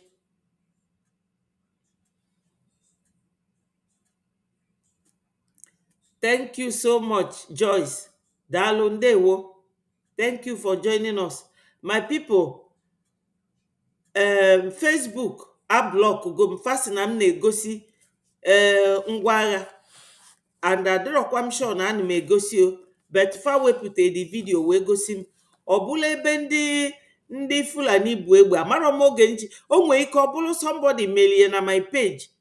I don't know, because I don't carry such things. And the first sanction go 1 month last time. For welukwa the same thing, sanction kwame again kita yesterday. So I am arguing with them. They may bring it back, So onye ọbụla na-click kwa the like button to promote only this YouTube. Ndị YouTube dị iche from Facebook. That's why I still have this. If I want na agwa unu ka support on my page. Ka na support ya ka eweli ya na-agwa onwe anyị nke bụ eziokwu. Because o nwere ife mmadụ ama aghọta nwanne ya akọwakwala ya. O nwere ndị mmadụ ama, some of you nọ here akọwakwalụ m mụnwa amụta nke afọ. Because o nwere onye nwe monopoly of knowledge. Knowledge bụ ife mmadụ na-amụgide until ọnwụkwa. Ada mụsị ife niile dị n'ụwa. Onye ọbụla nwe nke Chukwu nyeli ya, which I appreciate so much. Thank you. And Jidofo Dalo. Thank you so much. Jidofo, God's wisdom will always be with you forever to educate Biafran people all over the world that the blind can see and do the right thing. Dalo. Thank you so much. Yes. Thank you.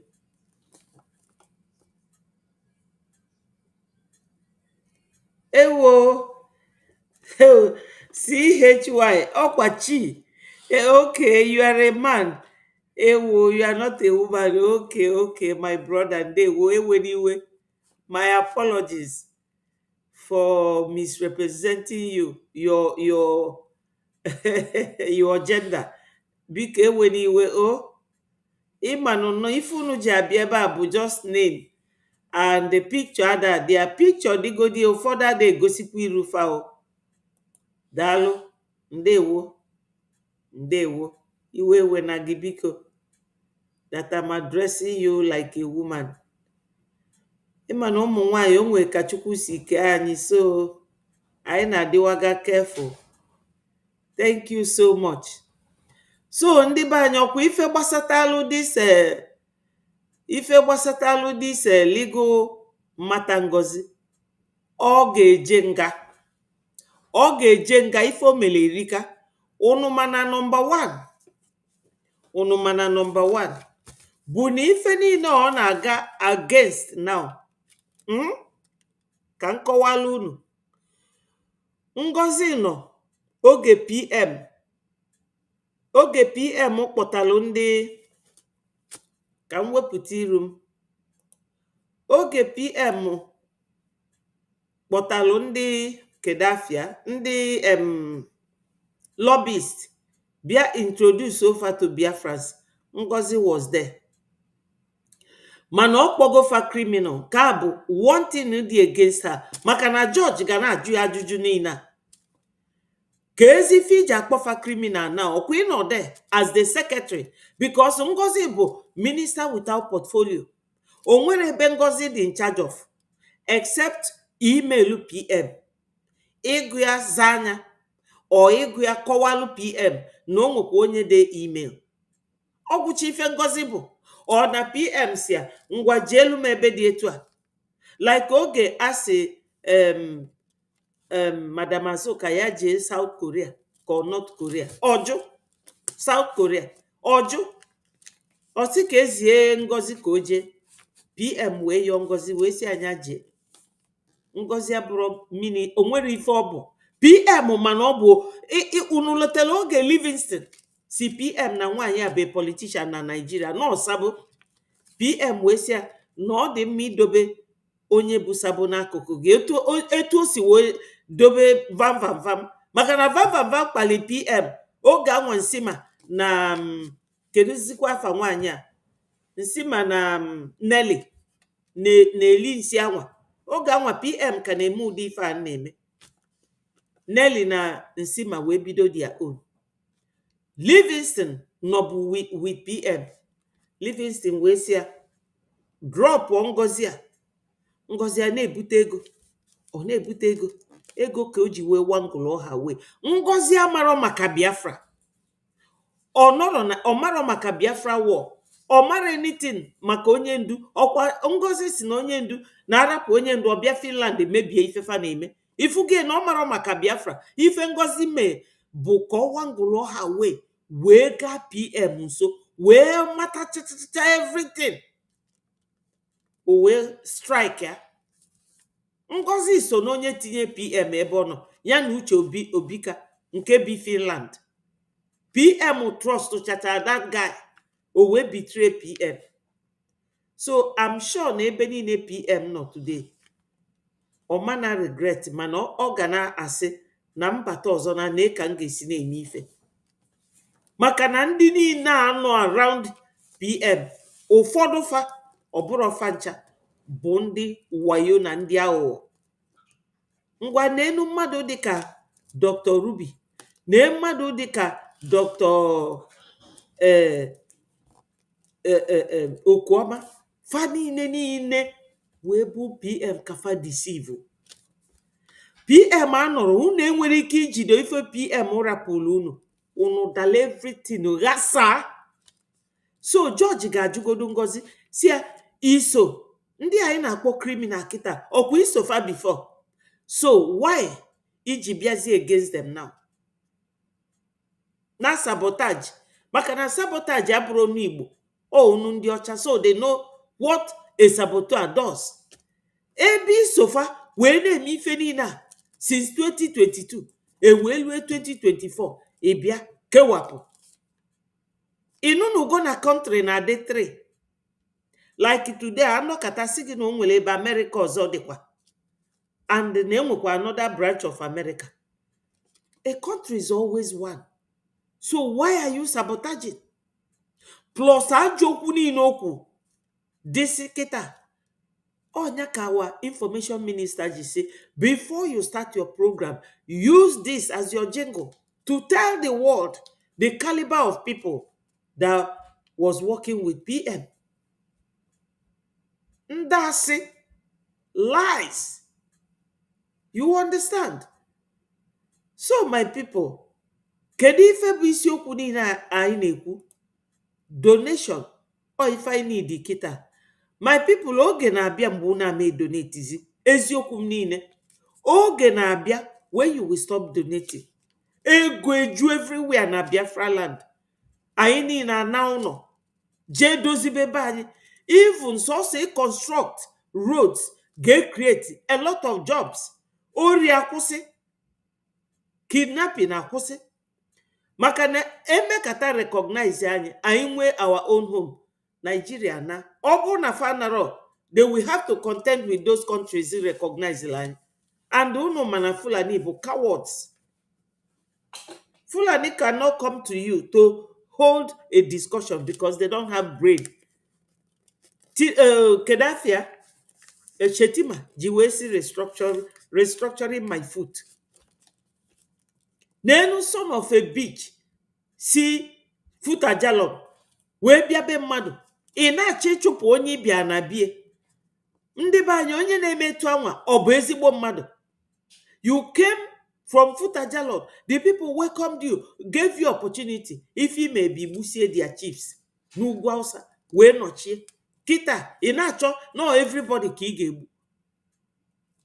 Then somebody isi Zuluoke, you want to go and work for the person as a saboteur. So this is the reason why nji wee si unu na ndị ọkaikpe onye ndu a skọskọ dịfa n'isi. Maka na fatosilistic to that thing high court ukwu na nwere any court in Nigeria, even their Supreme Court enwero jurisdiction over Onyendu's case because of the way and manner Onyendu si wee nata that country. No legal process.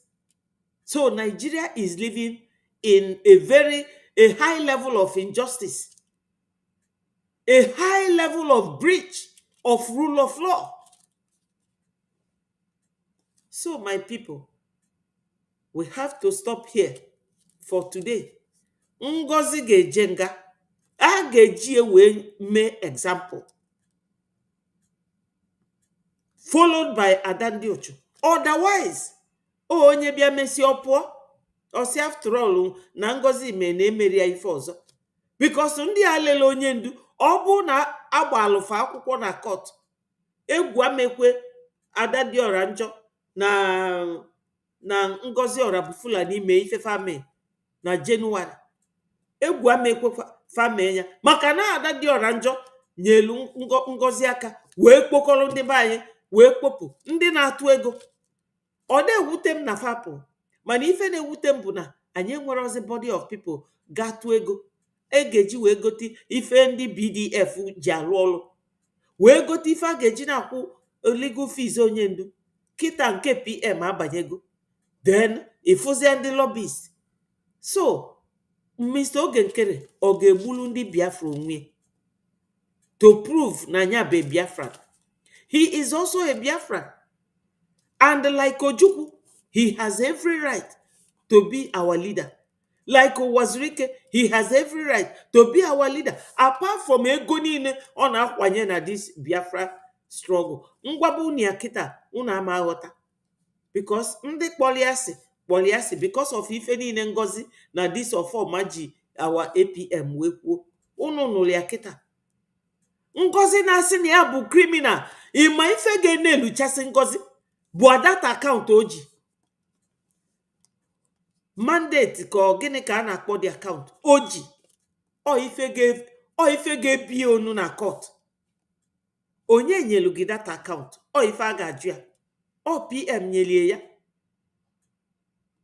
You know, ịpụta ị na-agbala odibo to onye ji your own goods, which is our oil and gas, na-anapụ gị ya n'ike ije ịgbalị abọị. Fulani, Nigeria dị almost 300 million. Fulani eluro 13 million. Mana faji anyị to ransom. Why? Because faji oil anya wee na-enweta ndị ọcha na-ebunye fa ngwa agha. Ifugie. So my people, onye nwere uche ya chee echiche. Ama m na ọ na-afịa arụ, mana ife niile na-afịa gị arụ ma ị na-eme ịmalụ na oge ị ga-enweta na ọ ga-adị solid, ọ ga-adị very deep rooted. Even hurricane ama akwatunwu ya bụ osisi. So whenever Biafra comes, we are going to have a fantastic nation. A nation that will be envy of the world. Or if I get away. That's why I am following our APM. Obu a true Biafran. Egie banyegolu n'ọgụ a, ọ karịrị akarị. Nigeria liaison office dị na Washington. Ọnya nyere ndị Biafra. Anya spendro penny. Akwụrụ ya penny, akwụrụ ya afọ. Ngwa ọ bụrụ na ije gobe ụlọ ma rent bụ ụlọ, kwa every month anya na-akwụ ụgwọ ụlọ. So my people, onye respect nwoke a, ma na onye anwa chọrọ ka Biafra bịa.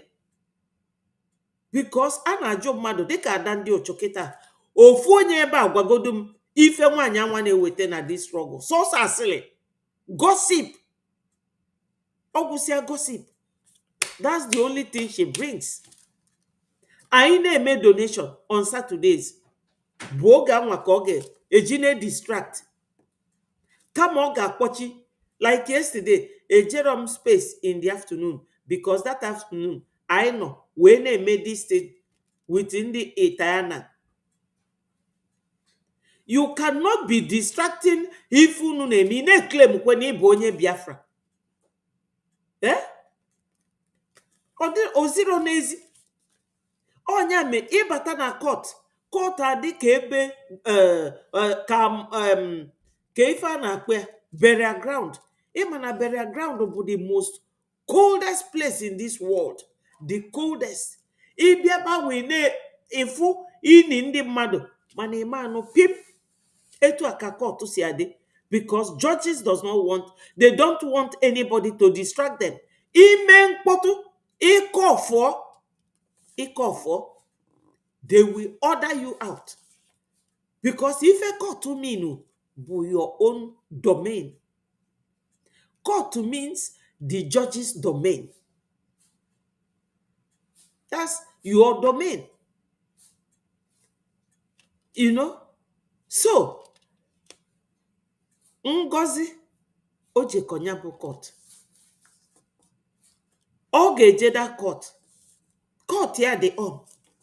Onyanwa mail application to stay the action for now.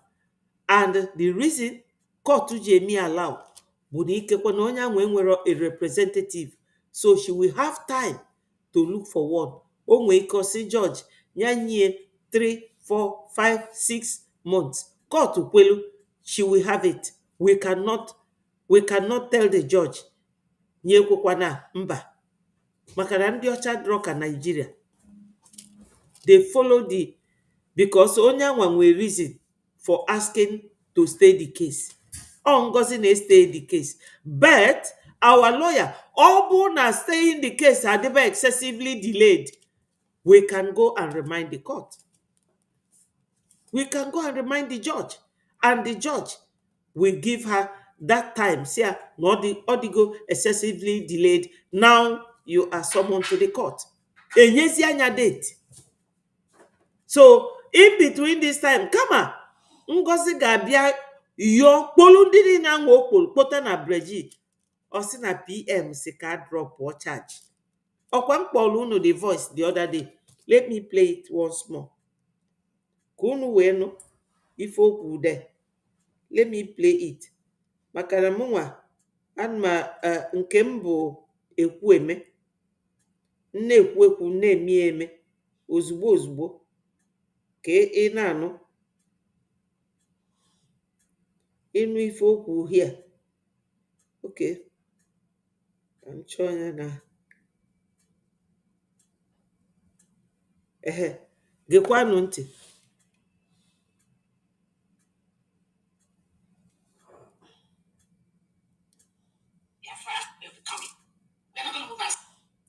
Unu ga na-anụ how pressured her voice dị. Nya onye asị, ọ na-ekwu okwu, ọ na-ekwu ya ọsịsọ ọsịsọ. ka ị wee ghara ịghọtachi ife ọ na-ekwu, because mmadụ na-ekwu okwu, you can tell the kind of mind onye anwa ji ekwe na ụdị mmadụ onye afọ bụ na-egekwa ntị. Ịma na ụfọdụ ada aghọta na judges na fa na-enwe special training. Before ibule judge, ị ga-eje that training. Read the mind ndị mmadụ and psychology. You have to really go through it for you to be able to nail a criminal and know when they are lying and telling the truth. Ourselves. We are not going to shake ourselves. While we sleep, Biafra is coming and fully restored. Fully. So, on that note, I think that's all I have to bring to the notice of Biafrans. One other thing I wanted to let Biafrans know is that our Prime Minister have ordered Kabiri, Elias, and Oge Kerry to withdraw the suit they have in Washington, D.C. against my humble self. And they have, I'm having fun. Biafra will be coming. We're not going to move ourselves. We are not going to shake ourselves. While we sleep, Biafra is coming and fully restored. Fully. So, on that note, I think that's all I have to bring to the notice of Biafrans. One other thing I wanted to let Biafrans know is that our Prime Minister have ordered Kabiri, Elias, and Oge Kerry to withdraw the suit they have in Washington, D.C. against my humble self. And they have, I'm having fun. I'm having fun. Ọkwa onye agha na-ada na befa, ọ na-have fun. Ọ sị na ya bụ DPM. A deputy prime minister is having fun when there is war in her homeland.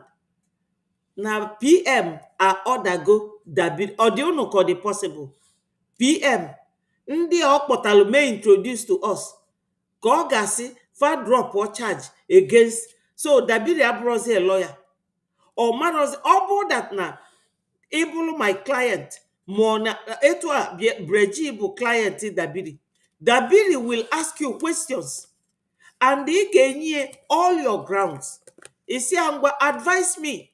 Because so if a legal practice able, if you are going to be a legal representative or you are going to be an academic lawyer cannot advise anybody. You can't. Or you can't represent anybody in court if you are just an academic lawyer, which means that you didn't go through the processes of pupillage and all that to be either a solicitor or barrister. You cannot represent anybody. But an academic lawyer can read the law and advise you, do this or don't do this. So Amanda Biri must have advised Breji after taking a brief from Breji why they want to sue this lady. Obu Norma that Nanyamadi is successful in that case, he will tell us that now your case is not credible enough to succeed in court. But he knows that we have all the credibility, that we have every evidence to nail this Akunike, nail her down. If you get so una no go near, hush. PM can never do such a thing. Kerebo si wefu PM. Kerebe ya na PM no wekpa. Itunye nwoke mmadụ na mkpọrọ, biazia kita na-ekwu, oge PM si anya fall back, did she obey it? Because ịma na ndị be anyị ụfọdụ adama how to ka esi ekwu n'oyibo nya process information ụfọdụ amaria ka esi process information bụ mmadụ na-ekwu okwu ị na-ewole okwu ahụ ofu na-akọwa ya ka ị wee nwee ike mmalụ ebe gị nwa na onwe gị dị involved. Ife ahụ a na-ekwu ị na-pick some points from ife onye anwa na-ekwu. Nwanyị onye a dị baseless, o nwere uche, o mara how to process information, o mara that na etu o si bịa si na PM si Oge Nkere na Dabiri na Elias drop or charge against her. Ka PM si wee ma na enwe charge against you. Ọ bụ na PM ma na enwe charge against you, PM, would he have allowed us to go ahead with it in the first place? The answer is no. Secondly, Oge PM Musia, ya fall back to Breji. Did she do it? Okunu nine no ebe Oge Miriam, ex-wife onye ndubu a lawyer as well. Nejekwa court. na-ejekwa representation, na-eje afụkwa PM with Adam. I love that Adam so much. A sị na o bele akwa rinne mbọsị o jele ebe anwa wee fụ papia. You know? So, that woman bialo, Miriam Bafia, wee sị Ngozi na PM si ka agwa gị follow back. Ọjụ. Then ọchọzịa PM si anyị onye je na court anyị ekwelu. Ọ anyị nwa nwede ikpe. We Breji anyị nwede ikpe. Anyị nwa nwede ikpe, anyị ekwu gị ọ ga-eje court. But like I told Chi, na this very thing, ife court na allow onye ekwuli ikpe ekuo gị ikpe.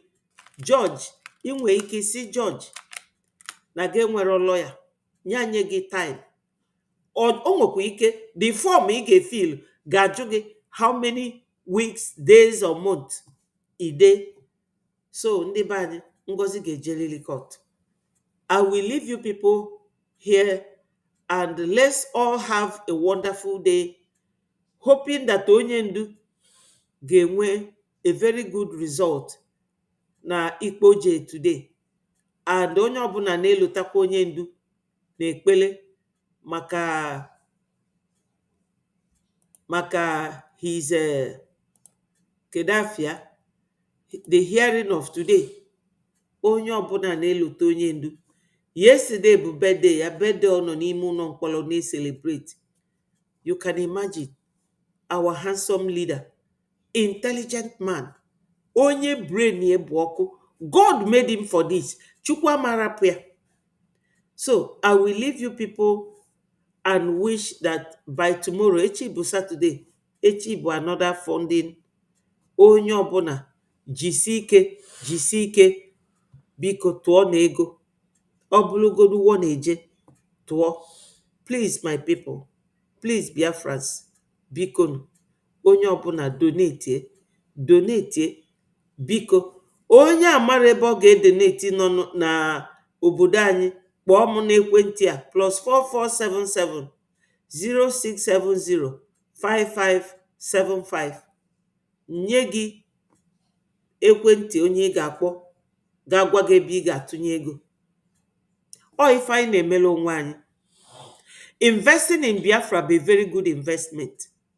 Please my people, biko ọkọkọba mmadụ ojekwuru mmadụ ibie, mana ọkọkọba ewu oje n'osisi.